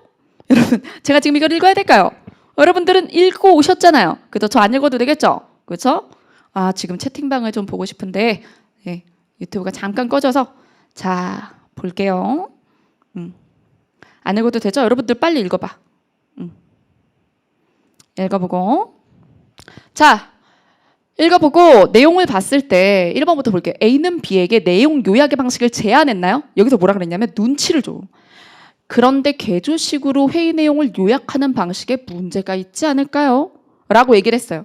심지어 여러분 이런 식으로 의문문으로 얘기를 하는 걸 간접화법이라고 그래요. 사실 하고 싶은 얘기는 이거였을 거예요. 문제가 있어요. 그렇게 하지 마세요. 이게 내면이었을 겁니다만 그렇게 안 하고 생각해봐. 그거 되겠니? 이렇게 의문문으로 간접화법으로 간접적으로 드러내는 거예요. 다른 의견이 있다고. 그래서 지금 내용 요약 방식을 제안한 적이 없어요. 자, 내용 요약 방식은 누가 얘기를 하는 거예요? B가 얘기했어요. 개조식으로 할게요. 제안하자 A가 그러면 되겠네 라고 한 거죠. 자, 그 다음에 2번이 답이고 그 다음 B는 회의 내용 요약 방식에 대한 A의 문제 제기에 대해 자신이 다른 입장임을 드러냈다? 여러분, 아, 그렇겠네요. 이런 문제 있겠네요. 바로 알아먹었죠. 그러니 다른 의견이 있는 게 아니죠. 다른 의견이 있는 게 아니라 아, 그때서 눈치채서 깨달았죠. 그래서 3번도 X. 자, 그 다음 A는 개조식 요약 방식의 회의 내용을 과도하게 생략하여 이해에 어려움을 줄 수 있다고 명시했대. 명시는 직접적으로 드러내는 걸 얘기하죠. 그게 아니라 A는 알았을 수는 있으나 B가 스스로 깨닫길 바라면서 의문형으로 문제 없겠냐, 문제 있지 않냐 라고 했죠. 자, 그래서 이 부분은 B가 명시했죠. 뒤늦게 깨달았지만. 자, 그 다음 그럼 이렇게 1초 만에 푸세요라고 얘기를 할 땐 가르쳐 드렸었어야 되죠. 자, 문제입니다. 100일기도 모의고사 77회입니다. 고개를 끄덕이며. 아진이가 고개를 끄덕여요. 이거에 대해서 상대방의 말에 동의하는 반응을 보인다. 그래서 제가 이런 거 반언어적 표현, 비언어적 표현 얘기하면서 비언어적 표현이고 공감, 동의의 표현이다 라고 수업했습니다. 자, 그 다음 자, 9번입니다. 자, 9번에 다음 글에 대한 이해로 적절하지 않은 것은 이라고 했어요. 여러분 이것도 선지를 먼저 보고 들어가도록 하겠습니다. A시에 있는 학교의 만 19세 이상 재학생은 청소년 의예교실에 참여할 수 있는 대상이다. 이거 보면 선생님 이 중에 어디다 쳐야 돼요? A요? 아니면은 19세요? 아니면 의회요? 막 이러잖아요. 여러분 1선지만 보면 그렇지. 우리 눈은 카메라야. 이렇게 멀리 봐봐. 멀리서 보면은 의회 자주 나오는 거 치지 마요. 그럼 뭐 칠까? 그렇지. 요거 이렇게 자꾸 나오는 거 치지 말고 왜? 우리가 이 선지에서 변별 키워드를 찾는 거지 공통 키워드를 찾는 게 아니잖아요. 자, 그 다음에 2번은요. 2번은 자 시의회 의장이 뭘 결정할 수 있느냐. 결정 권한. 자, 그 다음에 3번에 시의회 의장 또 나오죠. 근데 이 사람이 이걸 지원. 그러면 이 두 개 묶어. 왜 묶어요? 시의회 의장이 뭘 할 수 있고 뭘 했냐. 여러분 이 선지 두 개를 좀 보실래요? 할 수 있다, 해주었다. 이 문제에서 출제자가 신경 쓴 건 이거예요. 가능성과 그리고 이미 일어난 일의 구별을 하냐. 네. 자, 그 다음에 4번. A시의 올해 청소년 의회 교실은 괄호의 순서로 진행되었다. 자, 그러면 어떻게 해야 돼? 순서 나오면 매칭이죠. 자, 그럼 지문 보겠습니다. 자, 지문에서 여기. 자, 지금 내용을 보다가 여기에 참여할 수 있는 대상은 19세 미만의 청소년이다. 그러면 지우고. 그 다음 시의회 의장은 결정할 수 있대. 근데 내가 원하는 거 아직 안 났어. 근데 뒤에 보니까 이것이 포함돼. 이것에 관한 교육 내용이 어디에 포함돼요? 운영 방안에 포함되죠. 그러니 여기서 한번 문장을 쪼개놓은 거예요. 이런 걸 못 찾는 사람들이 많아. 제가 이런 거를 제 모의고사에 많이 냈죠. 그랬더니 뭐라 그래요? 이효진 모의고사는 답안이 한 번에 안 나오고 내 잘못일까? 내 잘못일까? 자, 여기서 시의회 의장은 운영 방안을 결정할 수 있다. 운영 방안이 얘를 내포하는 거죠. 그러면 이것이 운영 방안 안에 들어간다라고 두 문장을 엮어서 처리를 해줘야 되죠. 여러분 이게 19번에도 있잖아. 두 문장을 엮는 거.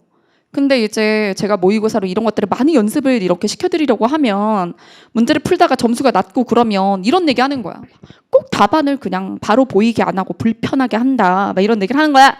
그래서 자, 그다음. 자, 여기서 시의회 의장은 고유 권한으로 본 회의장 시설 사용이 가능하도록 지원할 수 있다. 결정할 수 있고 지원할 수 있다. 그럼 여러분 뭐 신경 써야 돼요? 지원 나왔다 이러지 말고 그래서 했냐? 이거잖아요. 그럼 뒷부분을 보고 그래서 지원을 했느냐? 이걸 봐야지. 근데 안 했죠. 저라면 이렇게 하겠어. 그래서 지원했니? 슉. 없네. 아싸. 끝. 이렇게지. 네. 자, 그래서 답은 자, 슉슉. 답은 4번. 왜? 확인. 그쵸? 그래서 여기서 지원해 주었다 여기 있죠. 자, 죄송. 요거 넘어갔어요. 지원할 수 있다. 그래서 지원했냐? 했는데 여기 있어. 여러분 죄송. 요거 두 개 합쳐야지. 두 번이었어. 여기서 지원할 수 있다. 본 회의장에서 첫 번째 의회교실을 운영했다. 그럼 운영했다는 건 해줬다는 얘기잖아요. 그래서 요 두 개를 합쳐서 몇 번 선지를 내야 돼? 3번을 내야 돼. 두 개 합쳐서 2번을 내야 되고 2번 나왔어요.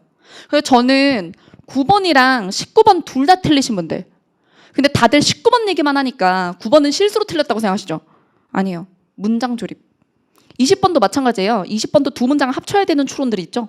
예, 그래서 내가 그게 약하구나 이렇게 생각하시면 됩니다. 자, 그리고 4번이 쉬웠죠. 그래서 이 문제를 생각보다 많이 맞은 거예요. 4번이 너무 명시적으로 매칭하면 끝나기 때문에. 자, 그다음.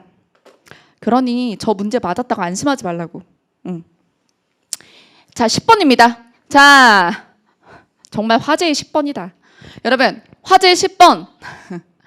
그러면 자, 압축서만 보면 된다라고 저는 안 했으니까 전 떳떳해요. 기본서 있으면 되는 거고 제가 모의고사로 문제로 보여드렸으면 되는 거니까. 근데 압축서만 보고 문제 훈련하면 된다라고 했으면 압축서 있어야 된다 그랬지. 다 찾아봐. 정말 압축서면 되겠는가. 자, 그럼 내용 보겠습니다. 자, 10번 가난. 한자어 갓난에서 니은이 탈락하면서 된 말이다. 자, 여러분 이 말 자체가 그대로 있는 건 찾기 어려우실 겁니다. 근데 이게 있죠. 여러분 이게 2017년 서울시 7급 기출인데 여러분들이 기출이 성실하게 들어있는 어휘 한자 기본서 한 권을 보면 일행직을 최소 5년은 다 담는다고. 예. 그러면 2017년 서울시도 들어가 있지. 9, 7급이 다 들어가 있을 거니까. 갓난신고가 있어요. 갓난신고. 그럼 갓난신고라는 게 여기서 갓난이 그 가난의 갓난이야. 갓난신고. 내가 갓난신고 몇 번 보여줬을까? 여기도 있지? 자, 갓난신고. 그 다음에 2번. 자, 여기서 어리다. 어리다는 근데 다 아셨죠? 예, 어리다는 이 어리석다라는 뜻이다는 사실은 기본서들에 다 들어있고 제가 모의고사 50일에 이렇게 됐죠. 그래서 요거는 어디서도 우리가 볼 수 있냐면 고전문법 쪽에서 나란 말씀이 둥기게 달아 이거 할 때 내 어린 백성을 위하여 이 부분에서 내가 어리석은 백성들을 위하여 그래서 문자를 모르는 어리석은 백성들을 위해서 한글을 창제했다. 훈민정음 해례 부분 거기서도 나오죠. 자, 그 다음에 자 마무리 때도 있다. 마무리 때도 마무리 출제 코드에서도 어리석다 했고 자, 그 다음에 3번 수탁. 이것도 사실은 스히읗 제가 난공에서도 했어요. 두 문자 정리 이런 거 할 때도 하고 이거는 커리큘럼마다 했지. 그리고 모의고사 때 시즌별로 다 들어가 있지. 근데 자 이게 중요하죠. 이것도 모든 선생님이 수탁 같은 건 했을 거예요. 수, 히읗 9가지 이건 모든 선생님이 했을 건데 그거 가지고 적중이라고 하면 안 돼. 뭘 가지고 적중이라고 했었어야 돼요? 이게 왜 그렇게 됐냐. 이게 자 히읗 종성체언 때문이다라고 말을 했냐고. 그게 적중이죠. 히읗 종성체언 때문이다. 수탁이 수닭이 아닌 걸 누가 몰라. 예, 우리 기본서에 보면 그리고 또 제 101기도 모의고사 97회에 보면 제가 이 얘기를 했죠. 31항 한글 맞춤법 31항에 보면 비읍과 히읗 소리 덧나는 것에 대한 얘기가 있다. 여러분들이 조항 공부를 너무 안 하는데 어문 규정에서 여기 보면 비읍 소리가 덧나는 건 어두자음군 때문이고 히읗 소리가 덧나는 건 히읗 종성 때문이다. 라고 역사적인 이야기를 해드렸어요. 그러면서 살, 히읗, 고기, 살, 코기, 머리, 히읗, 가락, 머리카락, 수, 히읗 얘기했단 말이에요. 그러면서 수, 히읗 얘기를 하고 문법 알고리즘 165쪽에 이 조항의 옆에 이게 있어요. 예, 그래서 31항 설명을 할 때 머리, 히읗, 살, 히읗, 수, 히읗, 안, 히읗, 안, 히읗. 그죠? 그래서 수, 히읗이 왜 수, 히읗인가? 히읗 종성 체언 때문이다. 이거 엮어서 배운 적이 있냐? 강사해줬어야지. 자, 그 다음에 자, 여기서 4번입니다. 자, 그러면 제 수업 들었으면 하나, 둘, 셋 다 됐죠? 그 다음에 점잔타. 이건 안 했을까? 여러분 이게 일단은 1차적으로 점잔이에서 점잔타가 나왔냐 점잔타에서 점잔이가 나왔냐의 그 순서만으로도 사실 어느 정도 해결을 했길 바라는데 그걸 못했다면 기본적으로 머릿속에 뭐가 없는 거냐면 39항 한글 맞춤법 39항 준말. 여러분 제가 얘기했죠. 몇 번 얘기했어. 한글 맞춤법에서 빈출 순위는 1, 띄어쓰기. 근데 겁나 넓고 많은 조항이고 2, 사이시옷 3, 부음 법칙 4, 준말. 얘기했죠. 이 네 가지는 꼭 봐라. 예.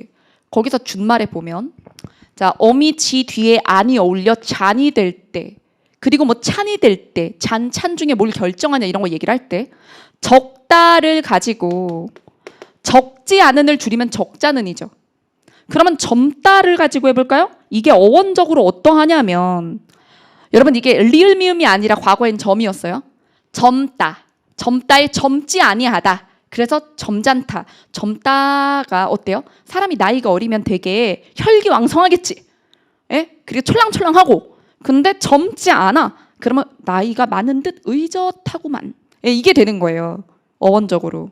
그래서 점잔타는 점지 아니하가 줄어들어서 만들어진 말이다. 그 다음에 점잔이는 점잔의 어근에 이라는 접사가 붙어서 만들어진 거지. 당연히. 자, 그 다음. 자, 이제 그래서 화제의 모의고사 5주 레벨 1 39항의 적자는 이런 것들 배울 때 지 아니하다. 그래서 잔에 대해서 이제 파악을 하고 있으면 이거 문제 출원이 어렵지 않다. 자, 그 다음. 자, 그래서 답안 4번 하고 넘어갑니다. 11번입니다. 주제. 자, 여러분 11번의 다음 글의 주제로 가장 적절한 것은 이라고 했어요. 내용 보겠습니다. 예전에는 혐오는 대중에게 관심을 끄는 말이 아니었지만 요즘에는 익숙하게 듣는 말이 되었다. 여러분, 자, 주제 문제 풀 때 요약을 하면서 읽어나가야 돼요. 그냥 싹 읽고 그 다음에 균일한 속도로 싹 읽고 선지를 보면서 4번 떠올리면 안 돼. 그러니까 주제 문제 같은 기초 유형을 틀리는 거예요. 요약을 하면서 읽어야 돼요. 그러면서 압축할 때 자기가 편향적으로 읽지 않도록 노력을 하는 게 핵심이죠. 자, 그러면 펜터치, 여러분들이 시험장에서 펜터치 한 거랑 저랑 일치하나 볼까요? 어떻게 하셨나? 자, 여기서 아니었지만은 앞이 중요해요, 뒤가 중요해요? 뒤가 중요하겠죠. 소재는 혐오고요. 이는 과거에 혐오가 존재하지 않았다는 말이 아니다, 부정문이죠. 그럼 뭔데? 뒤에서 과거부터 있었다는 얘기잖아요. 단지 최근 몇 년 사이 이 문제, 무슨 문제? 혐오 문제가 폭발적으로 가시화되었다는 뜻이다. 혐오 현상은 외계에서 뚝 떨어진 게 아니라 뒤에가 중요하죠. 그 자체의 역사와 사회적 배경이 반드시 선행한다. 딱 이렇게. 자, 나데이 벗비 B 이렇게. 자, 그러면 정리하면 이렇게 됩니다. 펜터치. 자, 그 다음에 두 번째 문제입니다. 두 번째 문단입니다. 이 문제를 바라볼 때 주의사항이 있다. 혐오나 증오라는 특정 감정에 집착해서는 안 된다는 것이다. 자, 제가 출제자의 시선 얘기해 드릴게요. 이거 요약할 때 포인트는 부정 파트 삭제예요. 뭐뭐가 아니라 뭐뭐가 아니다. 다 날려. 그럼 뭔데? 뭔데? 이렇게. 자, 그랬을 때 혐오가 주제인데 거기에 집중하지 말라니 이율 배반처럼 들리지만 매우 중요한 포인트다. 아직 제대로 얘기 안 했어요. 혐오가 주제인데 집중하지 말라니 이게 무슨 소리야? 예요. 왜 혐오가 나쁘냐고 물어보면 사람들이 이렇게 얘기하는데 이게 잘못됐다. 이렇게 얘기할 게 뻔하죠. 많은 사람들이 이렇게 얘기하는데 이 대답들은 분명 선량한 마음에서 나온 것이다. 하지만 선량하다고 칭찬할까? 하지만인데 하지만 문제 성격을 오인하게 만들 수 있자. 그러니까 그러면 안 되지. 선량하게 보고 그러면 안 되지. 예. 자, 그래서 혐오나 증오라는 감정에 집중할수록 우리는 잘못을 범하기 쉬워진다. 그러면 감정에 매몰되지 말라라는 내용이죠. 그러면 여러분 여기 펜터치가 이 중간에 막 있으면 헷갈리고 있는 거예요. 압축이 잘 안 되고 있는 거죠.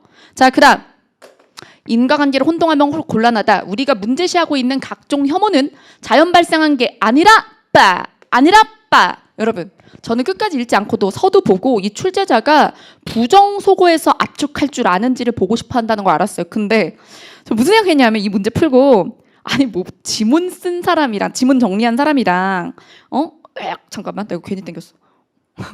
아니 지문 정리한 사람이랑 아니 선지 만든 사람이 다른 사람 같은 거야. 아니 이게 주제 유형에 맞냐고. 아니 주제 정답 맞아. 정답 맞는데 오답들 왜 이래? 여러분 오답은 내용일치처럼 지워지죠. 다 개소리여서 지워지는 거잖아요. 지문에 부합하지 않는다. 사실은 주제 문제를 고컬로 냈을 때 이렇게 나오면 안 되긴 해요. 물론 사실이 아니다도 선지 트릭 중에 하나 쓸 수 있지. 근데 그걸로 다소거를 하면 이 문제가 내용일치가 되잖아. 그럼 발문은 왜 주제냐고. 그쵸? 그래서 이 문제를 지문을 읽을 때는 이렇게 긴장하고 읽었다가 뭐야 선지에서 아니 내가 문제를 제대로 본 게 맞아 막 이랬다고. 그쵸? 주제 문제가 아니었나? 막 이러면서. 그래서 이 문제는 좋은 출제는 아니었다. 제가 여러분 오늘 쭉 20번까지 설명을 하면서 제가 대비를 못 해드려서 욕하는 문제는 없어요. 이런 걸 욕하는 거예요. 예, 유형이랑 선지가 딴소리하고 있잖아. 자, 그래서 주제로 가장 적절한 것은 끝까지 읽고 자, 결국에 우리는 이게 사회적으로 형성된 감정이고 발현 결과고 증상이니까 혐오나 증오 그 자체를 사회학으로 지목해서 도덕적으로 지탄하는 데서 그치지 말아야 된다. 매몰되지 말자. 자, 그러면 답안은 그 자체에 집중하지 말고 원인을 찾아서 해결하려는 노력을 하자는 거죠. 답은 3번이고 1, 2, 4번 같은 경우는 내용 확인적으로 지워진다. 자, 그러면 여기서 1번 혐오 현상에는 인과관계가 존재하지 않는다. 아니 인과관계가 없다는 게 아니고 인과관계 있는데 그걸 뒤집지 말라고. 그죠? 자, 그 다음에 혐오 현상은 선량한 마음으로 바라보면 안 되지. 그러면 어떻게 돼요? 손가락을 보는 거라 그랬잖아요. 예? 그래서 여기서 오류를 범하기 쉬워진다. 나왔죠? 여기서 우리가 달을 가리키는 손가락만 보는 거다. 그 다음 4번 혐오라는 감정에 집중하면 할수록 사회 문제가 잘 보일까요? 착각한다고 했어요. 그래서 사실은 진짜 저차원적인 문제야. 봐봐. 2번하고 4번은 거의 중복 진술이에요. 그러니까 선지를 저는 이거는 출제자가 선지를 4개를 만들지도 못했다고 생각합니다. 네. 자, 그다음 여러분 이건 제 101기도 모의고사 중에 유사 제재예요. 그래서 이 혐오에 대한 지문이 원전이 있고 요즘에 이게 되게 중요한 사회적인 문제이기 때문에 사회적인 문제 제가 101기도 출제를 할 때 여러분들 모르시죠? 지문 풀을 선택을 할 때 여러분들한테 100개 모의고사를 제공을 하면서 올해는 99개였죠. 그러면서 비문학 지문이 너무 중복되면 안 되고 한쪽 제재가 편향이 돼도 안 되고 그리고 나올 법한 걸 되도록 내려고 하죠. 그러니까 무슨 지문이 나와도 잘 해결할 수 있도록 여러분들을 이제 끌어들이려고 노력을 하면서도 그래도 봤던 게 나오면 유사 제재가 나오면 마음의 평화 이거는 인정이니까. 예, 그리고 또 배경지식 있으면 사실 유리한 거 사실이고 그거 쓰면 안 돼. 하지만 그래서 제가 심지어 행정학, 한국사 이런 거에서 그 대신 그 지식으로 바로 정답 안 나오게 그리고 뭐 역사, 서양사 그리고 예술사 그리고 또 인문학 이런 것들의 비율 맞추고 그리고 최근 이슈 지문 뭐냐 그 다음에 수능 쪽에서 EBS에서 몇 년 전 거냐 회전이 어떻게 되고 있냐 이런 것들 다 보거든요. 예. 자 그다음 여기서 8번 다원주의 사회에서 요즘에 혐오 문제가 부각되고 있다라는 지문이었어요. 사실 이 소재 되게 많이 냈죠. 그래서 혐오 자체에 대해서 비판적으로 보고 문제시하는 내용의 문제였습니다. 유사 문제로 볼게요. 자, 그 다음에 자 여기서 우리 12번 문제 보겠습니다. 제가 12번에 대해서 이거 주목할 문제다라고 얘기한 게 뭐였죠? 고전 시간대 고어로 내지 않고 현대어 풀이로. 그래서 가끔 한시가 나올 때 이렇게 주긴 했어요. 근데 한시도 익숙한 작품들이 많이 나왔잖아요. 사실은 재총효라고 해서 예전에 익숙하지 않은 한시가 나온 적이 있었는데 그건 조금 어려웠어. 상황 파악이. 그럼 얘는 어땠냐? 얘는 사실 제 총효보다는 좀 쉽지 않았나 싶어요. 텍스트량도 적고. 그러면 내용 보겠습니다. 제가 상세 해설지에다가 이것의 출처를 넣어드렸는데 사실 그냥 그건 여러분들이 대체 이 문제가 어디 있어? 뭐 이 작품이 어디 있어 할까봐 넣은 거지 그거를 공부하라고 넣어드린 건 아니에요. 자 그럼 내용 보겠습니다. 자 여기서 이 멋진 초가정자 있고 숲을 사이로 오솔길이 나 있네. 자 그럼 이 멋진 초가정자 화자가 이 공간 안에 있거나 이 근처에 있다. 자, 그 다음 술 한잔하고 시를 읊조리며 누가? 화자가. 그리고 온갖 꽃 속에서 높다랗게 앉아있네. 이 정자가 높다랗게 있기도 하고 나도 여기 있는 거지. 자, 그 다음 산과 계곡은 언제 봐도 그대로인데 누대는 하나같이 비어있다. 대조되죠. 산과 계곡은 자연. 누대라는 건 인간이 만든 인공물이에요. 물론 거기서 풍류를 즐겼겠지만 거기가 비어있어요. 그러면 뭔가 허전하고 쇠락한 공간. 자, 붉은 꽃잎 하나라도 흔들지 마라. 흔들지 말래. 떨어진다고 싫다는 거잖아. 그래서 난 붉은 꽃잎 떨어지는 거 싫으니까 흔들지 마. 늙어갈수록 봄바람이 안타까워요. 왜? 봄바람이 붉은 꽃잎을 흔드니까. 그러면 봄바람 마이너스. 저는 봄바람 좋은데요. 여러분들의 취향 말고 화자가 뭘 안타까워하느냐. 자, 그러면 요게 사실 여러분 이런 얘기 하죠. 제가 오늘 특강의 이름에 클리셰를 때려 박았어. 왜 이유진인가? 자 이게 뭐죠? 왜 오수재인가? 요즘에 드라마 그래서 추천받아서 골랐는데 어쨌든 저도 오늘 어떻게 서현진 배우처럼 딕션 죽이나요? 그래서 그런 걸 클리셰라고 하죠. 여러분들이 잘 아는 클리셰라는 표현을 써봅시다. 모티브 클리셰. 그러면 여기에 있는 게 진짜 다 처음 보는 거라고? 자, 첫 번째. 내가 지금 한적하게 있네. 내가 한적하게 있네. 자연과 인간 사이의 대조. 그 다음에 나는 꽃잎 떨어지는 게 싫어. 바람아, 꽃 흔들지 마. 그리고 막 이런 것도 있었잖아요. 유사하게 꽃잎 떨어진 거 쓸지도 말라 이런 고시도 있고.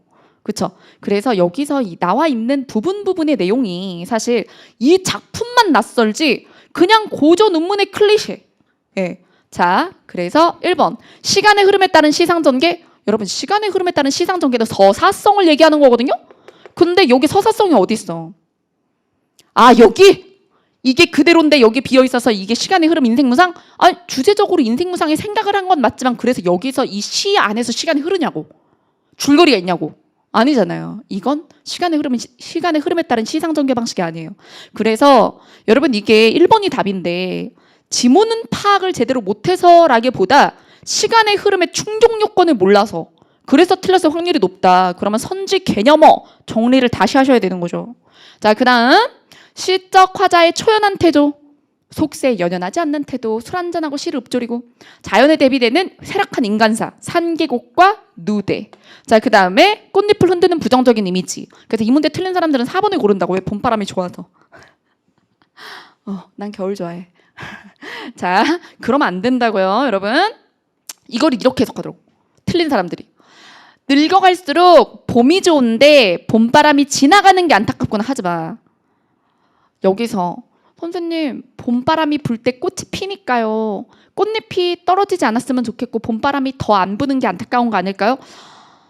여러분 그렇게 문장 그대로 두고 보셔야지 문장을 재해석해서 불려서 그게 자기 합리화, 자기 자의적 해석 이런 게 되는 거예요.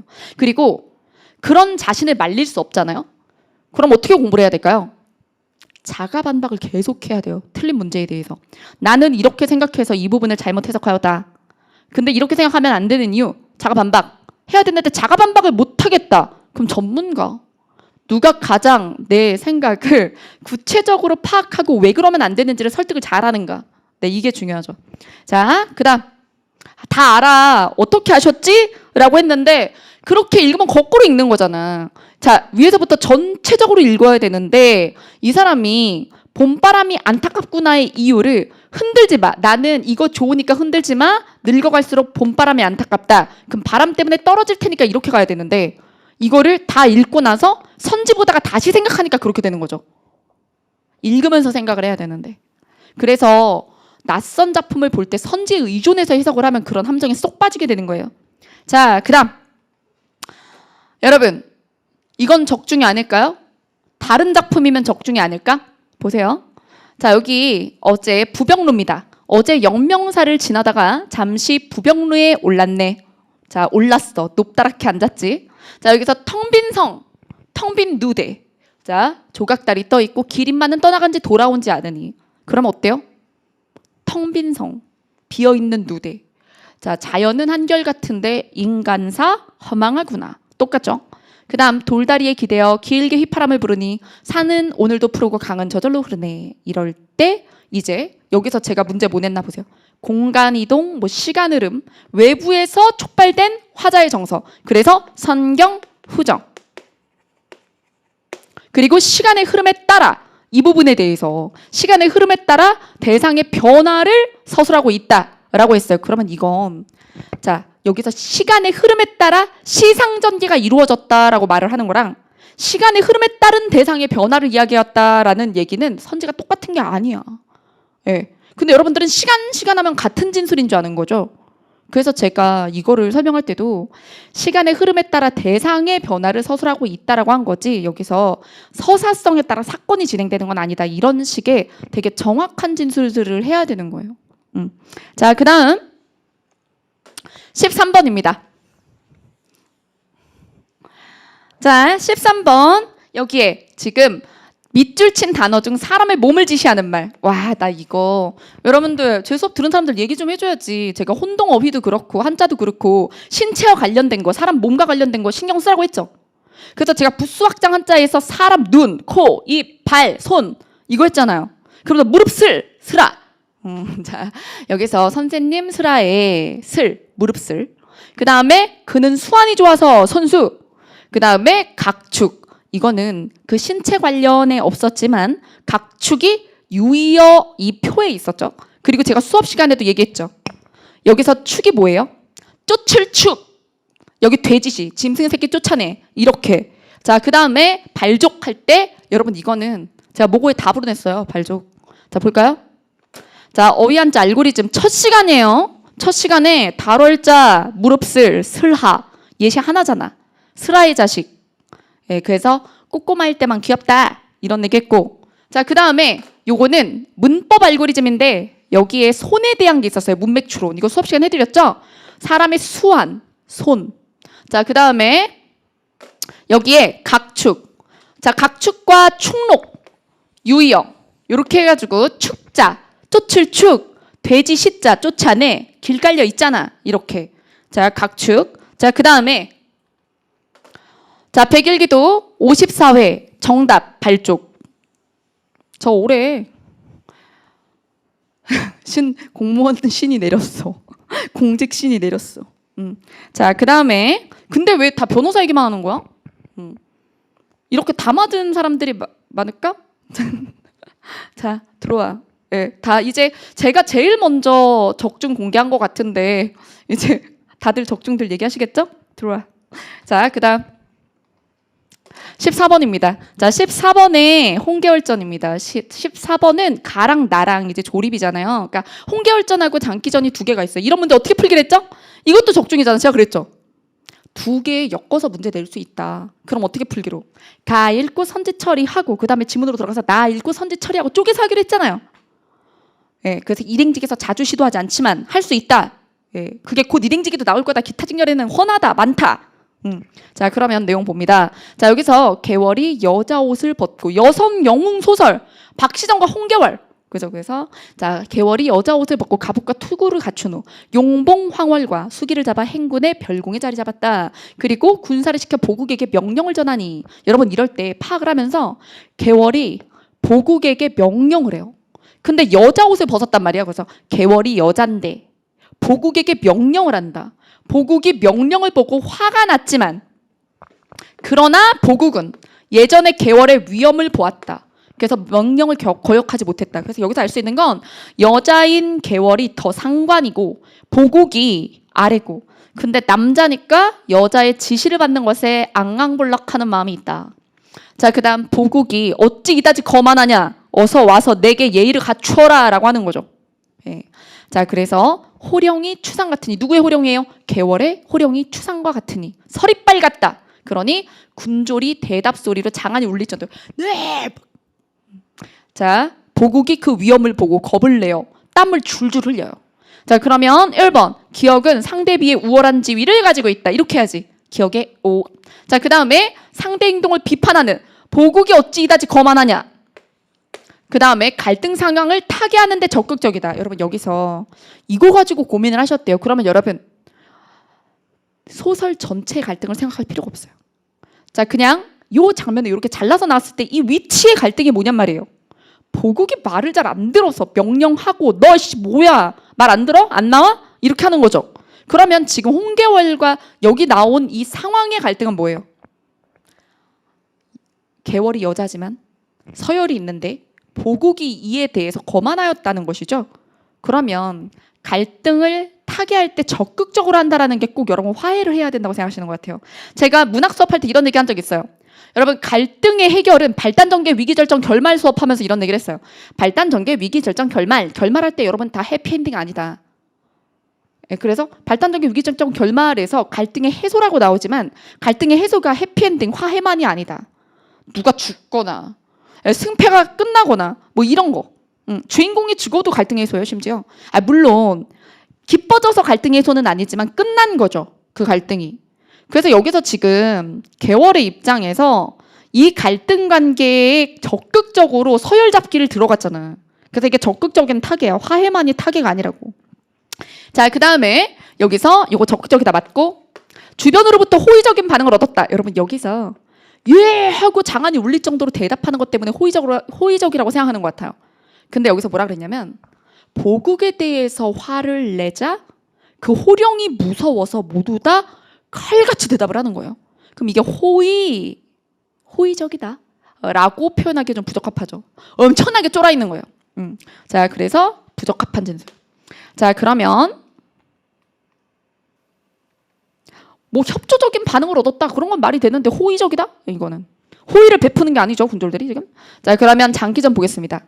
자, 이거 해놨고 자, 해놨고 자, 그러면 여기서 장기전은 내용을 다 거의 다 알잖아요. 까투리 말 안 듣고 가가지고 막 이렇게 자, 그리고 이 뒷부분이 여러분들이 못 봤을 수도 있는데 그래서 까투리가 이제 과부가 되고 나서 다들 조문 오고 막 슬퍼하고 연민하였다 이런 내용입니다. 자, 그러면 까투리가 홀로 경황 없이 물러납니다. 장기의 고집을 꺾지 못했어요. 그러니까 니은 X. 그 다음에 니은은 장기를 옹호하나요? 아니죠. 하지 말라 그랬잖아. 그러면서 저런 광경 당할 줄 몰랐던가. 아이고 남자라고 여자 말 안 듣더니 말했어요. 자, 그 다음에 소극적이죠. 물러났으니까요. 소극적이죠. 물러났으니까요. 맞죠? 그러면 답은 3번입니다. 자, 그러면 니은은 적대적인가? 여기서 까투리의 주변이라고 할 만한 사람들이 여기 있죠? 그래서 불쌍하다 의논했으니 연민의 태도를 보이고 있으므로 연민은 누구에 대해서 하죠?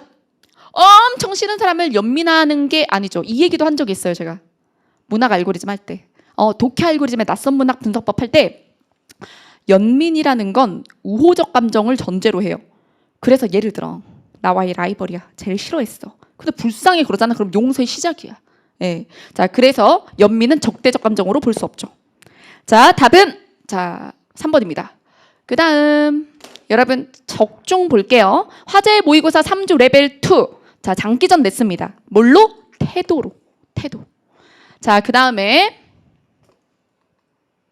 자, 이제 15번입니다. 여러분 15번 문제. 이거 문법 문제 맞아요.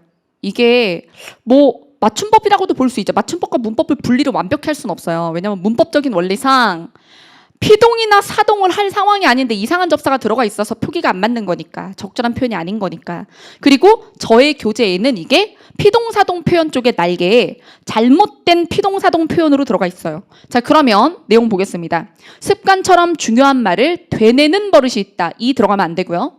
헤매이 안 되고요. 매기 요거죠. 매이기 아니고요. 설레이다 아니고 설레다고요. 뭐 이런 것들 나오는 거죠. 자, 그럼 4번 끼이는 맞고 끼는도 돼요. 둘 다 돼. 근데 평소에 자기가 끼는을 많이 쓰는 거야. 그럼 끼이는이 너무 이상하는 거지. 네. 그러면은 이제 내가 뭘 공부해서 푸는 게 아니라 모국어 화자로서의 직관력을 믿고 결정을 하는 거잖아요. 그러니까 안정화가 안 되는 겁니다. 자, 그럼 내용 볼게요. 자, 적중 보겠습니다. 백일기도 15회. 놀랬다라는 말은 존재하지 않는다. 놀랐다. 나 되네 였다 아니야. 여기 엿이라고 돼 있었거든. 엿이 아니라 엇이다. 왜? 되네 이다가 아니라 되네다니까. 나왔지. 그 다음에 이거 냈잖아. 정답으로 냈어. 정답으로 내고 이거 둘 다 된다고 강조를 했거든요. 그때도 엄청 틀려놓고. 자, 그 다음 여기 기본서. 자, 기본서에 목메인, 헤매. 그러면은 기본서랑 백기만 있으면 다 있었잖아. 자, 그 다음 16번입니다. 자, 16번에 여기에 우리 시대 영웅으로 소방관이 있다. 과학자는 연구원이 변호사로 자, 여기서 한자에서 변호사의 사는 일사자가 아니라 선비사자입니다. 자, 그러면 제가 모의고사로 낸 것과 그리고 기본서로 어떻게 보여드렸는지 볼게요. 자, 제가 PPT 손 안 댔어요. 그대로 PPT 수업할 때 PPT 그대로 가져오는 거예요. 자, 어휘 한자의 알고리즘을 할 때, 어휘 한자 알고리즘 할 때, 변호사, 중개사, 조종사, 박사, 석사, 학사, 군사, 의사, 열사, 선비사고. 그 다음에, 자, 여기 일사. 판사, 검사는 일사다. 웃기지 않냐? 소속기관이 달라서인가? 하하하, 이렇게. 자, 변호사, 선비사 강조했고, 그 다음에 강조만 했나? 시험에도 내요. 여러분 제가 얘기했죠. 저는 모의고사 따로 기본서 따로가 아니라고. 기본서에서 한 거만 내요. 근데 대체 이유진 모의고사의 어휘 한자가 지엽적이라는 건 뭐지? 나 기본서 안에서만 내는데 기본서는 기출로만 만들었고 기출이랑 중고등학교 한자 교과서로만 만들었어요. 예. 자, 그래서 변호사, 선비사. 그래서 여기 재판, 변호사, 판사, 검사 이렇게 됐었고 변호에 대해서 표기에서 주의하자. 여기 사이에 칼이 들어가면 나눌 별자고 말스머니 들어가면 말 잘하다 변이라 변호하면 말로 보호하는 거다. 이렇게 수업을 했죠. 자, 그 다음 그래요. 다들 백일기도 1 하다가 백일기도 2 어렵다고 다 도망가고 그랬다가 3도 막 띄엄띄엄하고 그때 되면 이제 다른 과목 힘드니까 백일기도 1, 2, 3 다 하는 사람들은 생색 엄청나게 났지. 자, 그럼 진행할게요. 자, 구박을 계속 하는데 이 얘기를 듣고 싶으실 것 같아요. 제가 내년에 백일기도도 영혼 100%, 200%, 1000% 담습니다. 네, 제가 재작년엔 안 그랬나요? 재작년 백일기도, 올해 백일기도 그리고 여러분들이랑 이제 내년에 데뷔할 때 2023 백일기도 다 피땀 눈물 뼈 영혼 다 갈아 넣는 거지. 그 아침에 나와가지고 그렇게 하는 거 보통 독종 아니면 못하는 거야. 자, 17번입니다. 17번에 다음 글에 대한 이해로 적절하지 않은 것은 이라고 했습니다. 자, 부정 발문이죠. 자, 요때 이제 선지를 먼저 좀 정리를 해둘까요? 전염병의 창궐이 다양한 요인 중 하나인지, 이번에 패스트로 인한 선인과 악인의 무차별적 죽음이 어떤 결과를, 자, 여기서 인체 아름다움을 재발견함으로써 그 다음에 뭐뭐보다, 여러분 제가 선지 읽으면서 이렇게 해두라고 그랬죠. 지문을 읽다 보면 명사만 매칭하고 이런 걸 안 보게 돼. 실제로 오히려 출제자들이 쓰는 트릭 부분에 간과하게 된단 말이야. 예. 자, 그래서 선지를 처리를 잘 하고 그 다음에 지문. 자, 이때 지문을 보고 르네상스가 일어나게 된 요인으로 많은 것들이 거론되어 왔지만 의학사 관점에서 볼 때 흥미롭고 논쟁적인 것이 패스트이다. 그럼 우린 이 생각을 해야죠. 패스트가 전염병인가? 자, 그럼 뒤에 보세요. 패스트가 유럽의 인구를 격감시킴으로써 봐봐. 내가 배경지식 쓰라고 안 했지. 아, 패스트가 당연히 전염병이잖아. 이렇게 얘기 안 했잖아. 자, 보세요. 자, 패스트가 유럽의 인구를 격감시켰다. 자, 이런 걸로 추론하는 거예요. 사회 경제 구조가 급변하게 되었고 재래 전통이 무너질 정도였고 강력한 권위에 의문이 생겼고 여기에 교회도 들어가나? 그 다음에 이 무시무시한 질병을 예측하지 못한 기존 의학적 전통을 불신했고 사악한 자들만이 아니라 선량한 자들까지 무차별적으로 죽는 것을 보고 그래서 아, 전염병이구나. 이전까지 의심하지 않았던 신을 의심한다. 교회를 의심한다. 막강한 권위에 이제 의심을 품는다. 선지 2개 나왔죠. 그래서 책 1, 2번 지우고 그 다음에 속수무책으로 당할 수밖에 없었다. 전염병이니까. 자, 그 다음에 쭉 보면 중세의 지적 전통에 대한 의구심은 고대 학문과 예술, 언어에 대한 재평가로 이어졌으며 이에 따라 신에 대한 무조건적 찬양, 복종 대신 인간에 대한 관심을 낳는다. 그러면 관심사가 신에서 인간으로 가는 게 이제 르네상스다 이거죠. 자, 그러면 왜 인과관계가 어떻게 되냔 말이에요. 3번이 틀렸잖아요. 자, 3번을 보시면 예술가들이 인체 아름다움을 발견해서 고대 학문과 언어에 대해서 재평가를 한 게 아니라 고대 학문에 대해서 재평가를 하면서 신이 아니라 인간에 집중하게 됐죠. 인과가 뒤집혔다고. 자, 그 다음 뒷부분 4. 여기서 인체의 내부에 대한 관심, 의사들보다도 미술가들. 찾았죠? 뒷부분에서? 네, 됐습니다. 자, 그럼 창궐이라는 단어를 왜 찾아? 창궐은 창궐하다 서술어지. 그거는 그대로 쓰이지 않을 수 있는 거죠.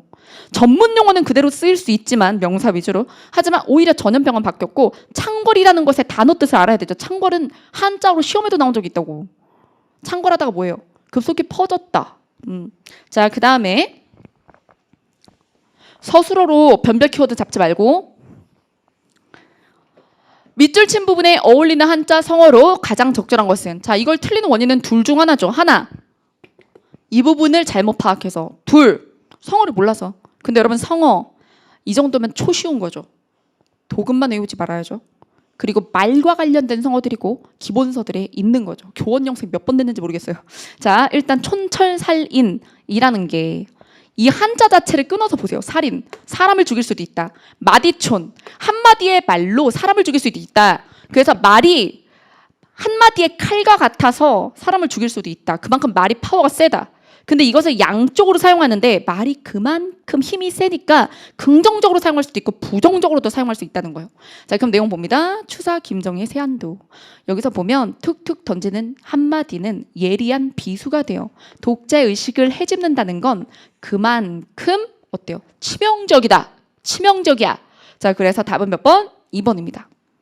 자, 그러면 내용 봅니다. 여기서 제가 기본서에 촌철살인하고 말 한마디로 천냥빚을 갚는다. 이거 얘기할 때 뭐라 그랬어? 말에 힘이 강하다라고 얘기했죠. 무조건 말에 대한 긍정적인 의미만 가진다고 얘기한 게 아니에요. 자, 이런 거 활동도 했죠. 속담과 성어, 엮기. 예. 그 다음 여기서 교원영색 그리고 모의고사에 3번 나왔고 그 다음에 가다망설 이런 식으로 기본서에서 가다망설을 어떻게 풀이해줬어?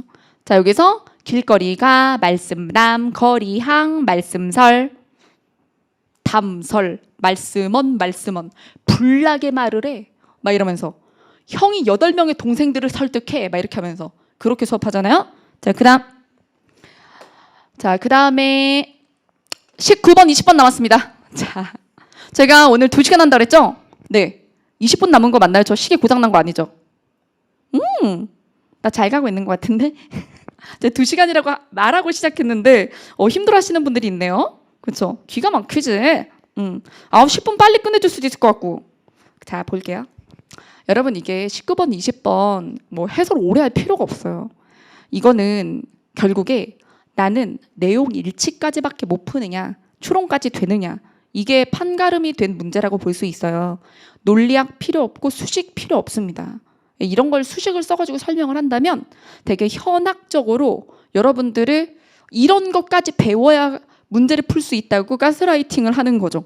겁을 주는 거예요. 그냥 지문에 있는 그대로 시험장에서 밑줄만 그어서 문제를 풀 수 있게 해드려야 맞아요. 자, 그럼 볼게요. 자, 지문을 읽으면서 여기서 우리가 간단하게 명제 삼을 수 있는 것들이 밑줄을 긋는 거예요. 자, 그리고 중복 진술을 하거나 이런 걸 또 치지 않고. 그럼 첫 번째. 만약 어떤 것이 과학적일 경우 거기에서 사용되는 문장은 유의미하다. 그럼 이 사람이 쓰는 말이잖아요. 여기서 중요한 게 이제 유의미라는 거죠. 유의미에 대해서 이 사람이 이렇다라고 말을 했어. 그러면 첫 번째 밑줄. 자, 그 다음에 검증의 원리를 기준으로 이 얘기를 한 건데 검증의 원리가 뭐냐면 경험을 통해 참이나 거짓을 검증할 수 있는 문장은 유의미하고 유의미. 그럼 보세요. 유의미라는 것에 대해 두 가지 정보를 줬어요. 하나, 과학이면 유의미하다라고 그랬는데 그러면 이 얘기는 여기 나오는 과학일 경우와 참거짓을 검증할 수 있다가 엮이는 거죠. 자, 그 다음 그렇지 않은 문장은 유의미하지 않다. 이 부분은 없는 걸로, 그러니까 이 부분은 뭐 있는 거죠. 근데 굳이 막 줄줄줄 쓰거나 그럴 필요도 없는 거고. 자, 그러면 이 부분 체크하고. 그럼 밑줄을 어디다 두냐면, 자, 과학이다. 그것과 경험을 통해 참이나 거짓을 검증할 수 있음. 요거. 그럼 밑줄과 밑줄이 대응된다라고 보시면 돼요.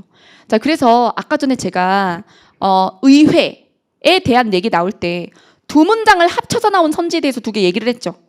그러니까 여기서도 그 얘기를 지금 우리가 이 두 개가 연결이 되면서 가야 되는 거야.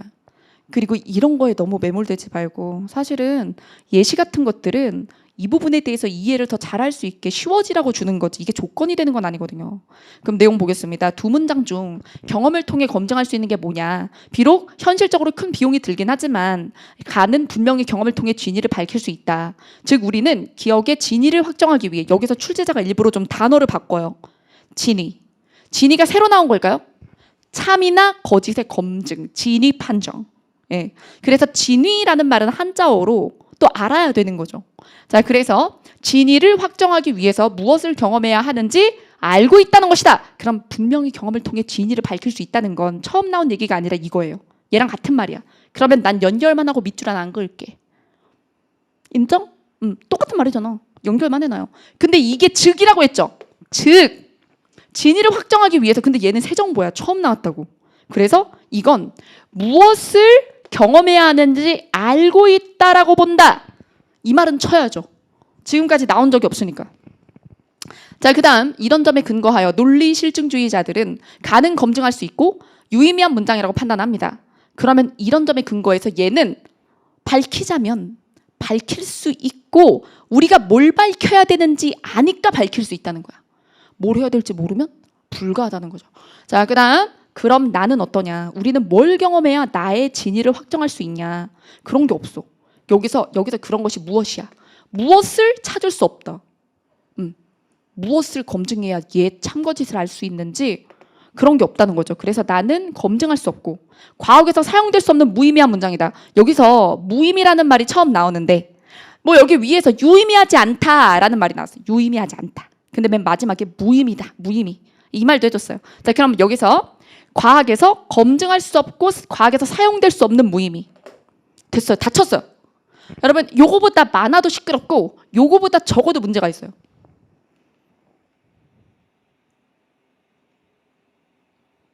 자, 됐죠? 자, 그러면 넘어갑니다. 이걸 딱 뜯으면 이렇게 돼요.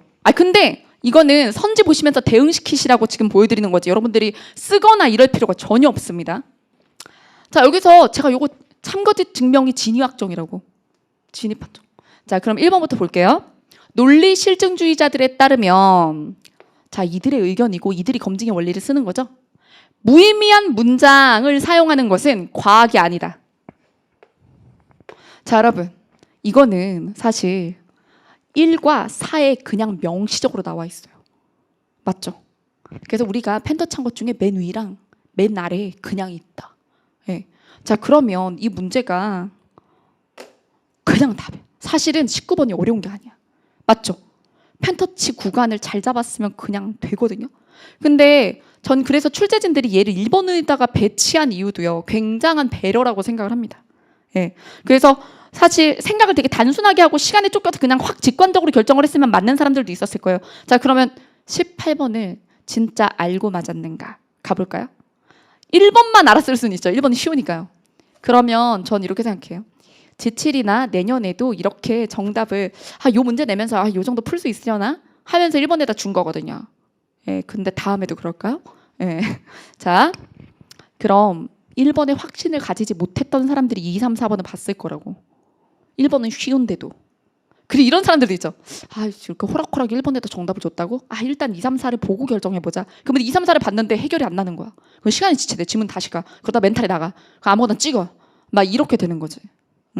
자, 그러면 여기서 2번. 논리 실증주의자들에 따르면 과학의 문장들 많이.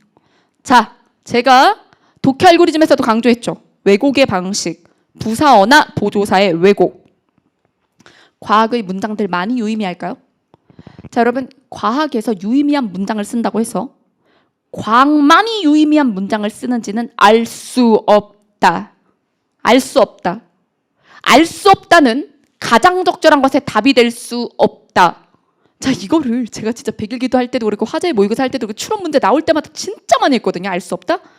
근데 그거 가지고 이제 제 모의고사 어쩌다 푸는 사람들은 뭐 문제 답을 알 수 없고 뭐 OX가 또록또록 안 나온다는 둥, 본인이 추론 문제에 대해서 아예 접근이 안 되는 거, 본인이 추론 문제라는 것의 성향을 모르는 걸 모르고, 예, 너무 억울했어요.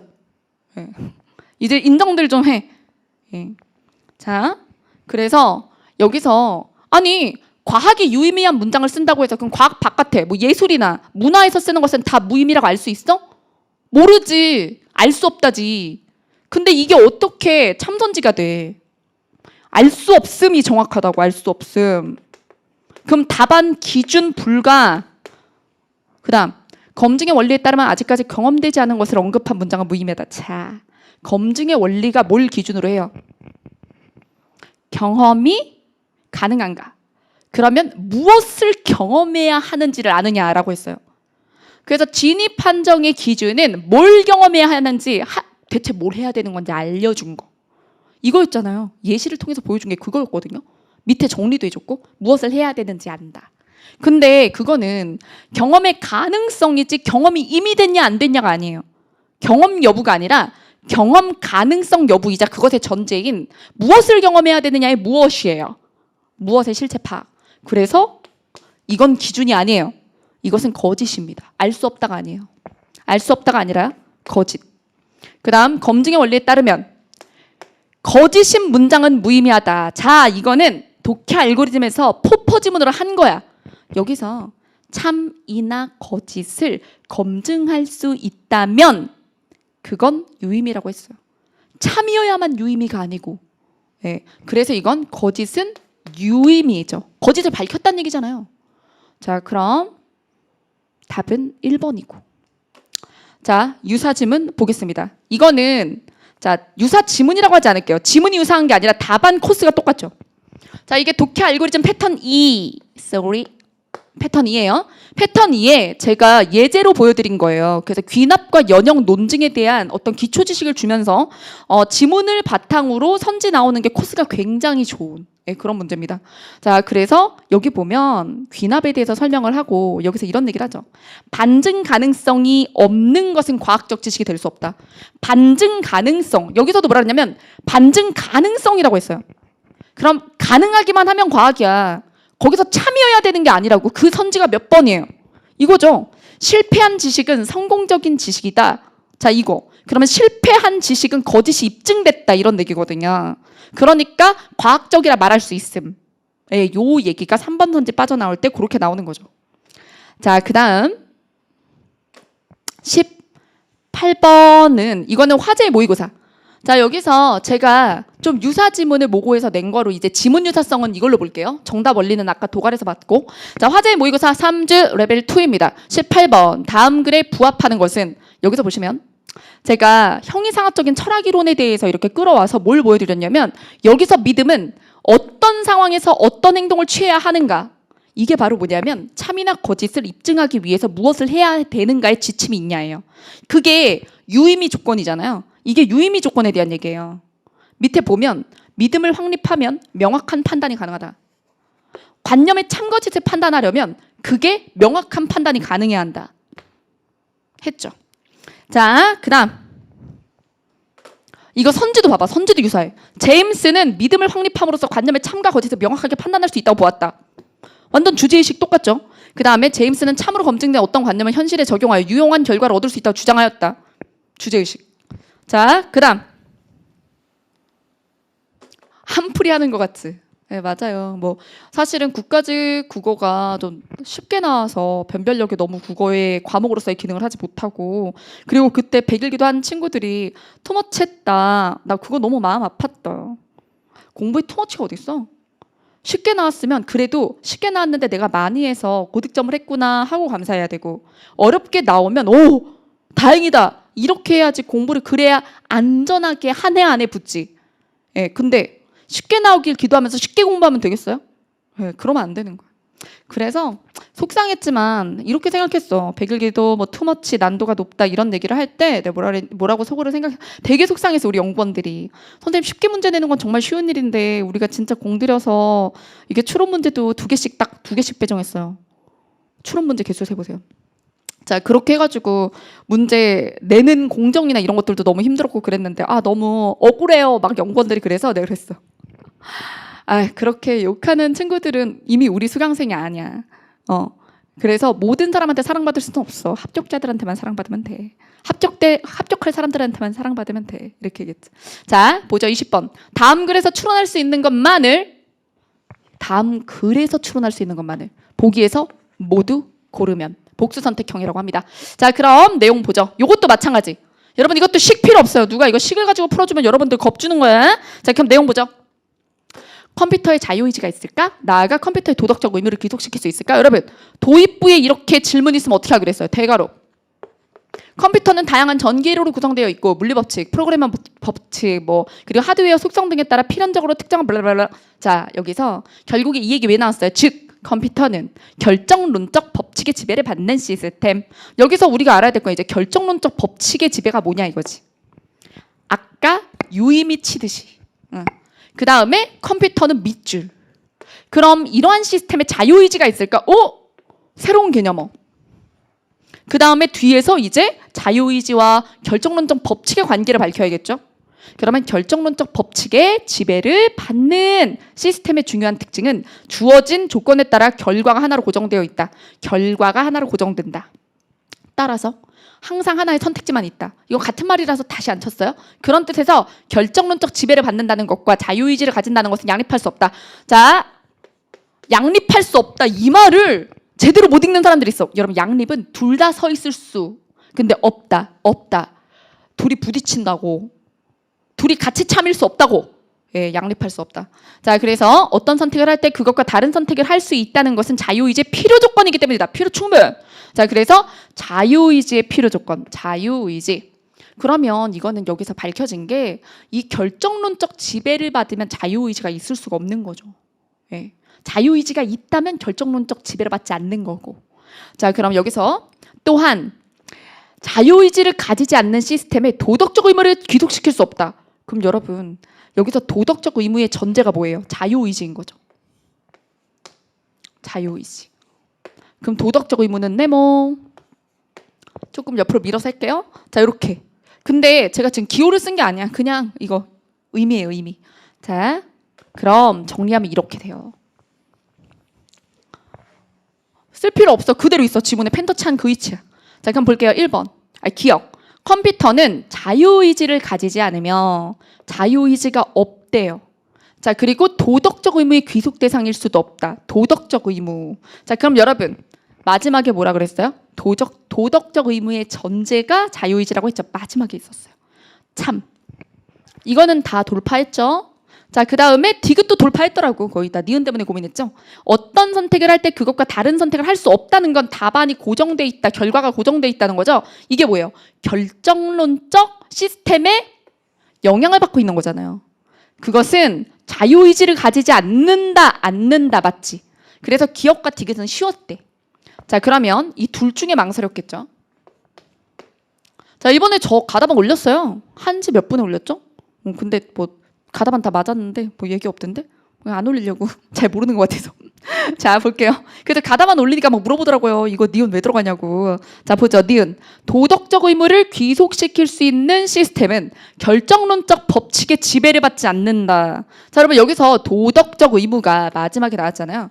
그럼 도덕적 의무를 귀속시킬 수 있다면 뭐가 전제예요? 자유의지가 있어야 되잖아요. 그럼 자유의지가 있는 시스템이라고 봐야 돼. 자유의지가 있는 시스템은 결정론적 법칙의 지배를 받지 않아야 자유의지 있다 그랬죠. 아까 나왔잖아. 양립할 수 없으니까. 그래서 답안은 니은이에요. 뭐 이거를 제가 뭐 대우를 쓰고 막 이렇게 할 수도 있지만 그럴 것도 없어요. 왜냐면 이 관계, 이게 전제다. 뭐 이게 전제다. 이 관계만 정리를 하면 참이 쉽게 나오기 때문에. 자, 니은 다시 한번 해드릴까요? 도덕적 의무를 귀속시킬 수 있는 시스템이 뭐라고 했는데요, 지문에서. 자유의지가 있어야 도덕적 의무를 줄 수 있다면서. 네. 자, 그러면 자유의지는 어떻게 있을 수 있어요? 결정론적 지배를 받지 않아야 자유의지가 있을 수 있죠. 왜? 답안이 고정돼 있으면 안 되니까. 끝. 그래서 답안은 몇 번? 4번. 네. 제가 대우를 알면 유리하다고 했지. 대우로 풀어드리겠다고 안 했어요. 왜? 그런 겁주는 것이기도 하니까. 거기까지도 필요 없어. 그냥 막 PQ, 치환 이런 거 안 해도 돼. 동그라미, 세모, 네모 해도 돼. 예. 자, 그래서 이 정도 수준. 그래서 막 안 나오던 영역이 나왔다가 아니라 원래도 요 정도는 나왔는데 두 개가 세 개 된 거죠. A에서 B를 추론하는 것에서 A에서 B에서 C를 추론하는 거예요. 세 칸이 됐을 뿐이에요. 두 칸이 세 칸 된 거죠. 9급에도 두 칸짜리 많았어. 예, 근데 그게 세 칸 돼서 여러분들이 이렇게 한 거야. 그냥 저글링의 공의 개수를 조금 늘린 거라고요. 네. 그러면 어때야 되겠어요? 지금까지 기출의 수준으로 대비를 해가지고는 쓱쓱 긴장했을 때 풀리지 않겠죠? 그렇죠? 자, 그럼 101기도 51에 보겠습니다. 결정론. 없는 게 없지. 왠 줄 아세요? 논리학에서 논리학 이론으로 원문지문 쓰이는 게 있죠. 예, 그런 것들을 사용을 해서 어느 정도 논증에 대해서 배경 지식을 지문으로 만들어 드리려고 좀 했어요, 제가. 그래서 두 개의 진술이 동시에 옳을 수 없는 경우가 있을까? 그때 우리는 두 진술이 서로 대립한다고 한다. 그러면서 뭐 모순 관계, 막 반대 관계 이런 얘기하고. 대다수의 사람은 의지의 자유를 믿는다. 자유의지. 자, 예를 들어 먹고 싶은 음식을 주문할 때, 지지하는 후보에게 투표할 때 결정론은 모든 일이 선행 원인에 따라서 결정된다고 본다. 자, 지금 제가 뭘 보여드렸죠? 자유의지와 결정론의 관계 했잖아요. 조금 더 쉬웠겠죠? 이거 아시는 분들. 자, 그 다음 독해 알고리즘 추가 문항. 이게 뭐냐면 제가 2021년 말고 2022년 대비 독해 알고리즘엔 프린트를 넣어드렸었어요. 제가 뭐라 그랬냐면 패턴 11, 12를 좀 더 푸셔야 된다. 그런 다음에 패턴 11, 12에 추가 문항을 넣고 강의도 했습니다.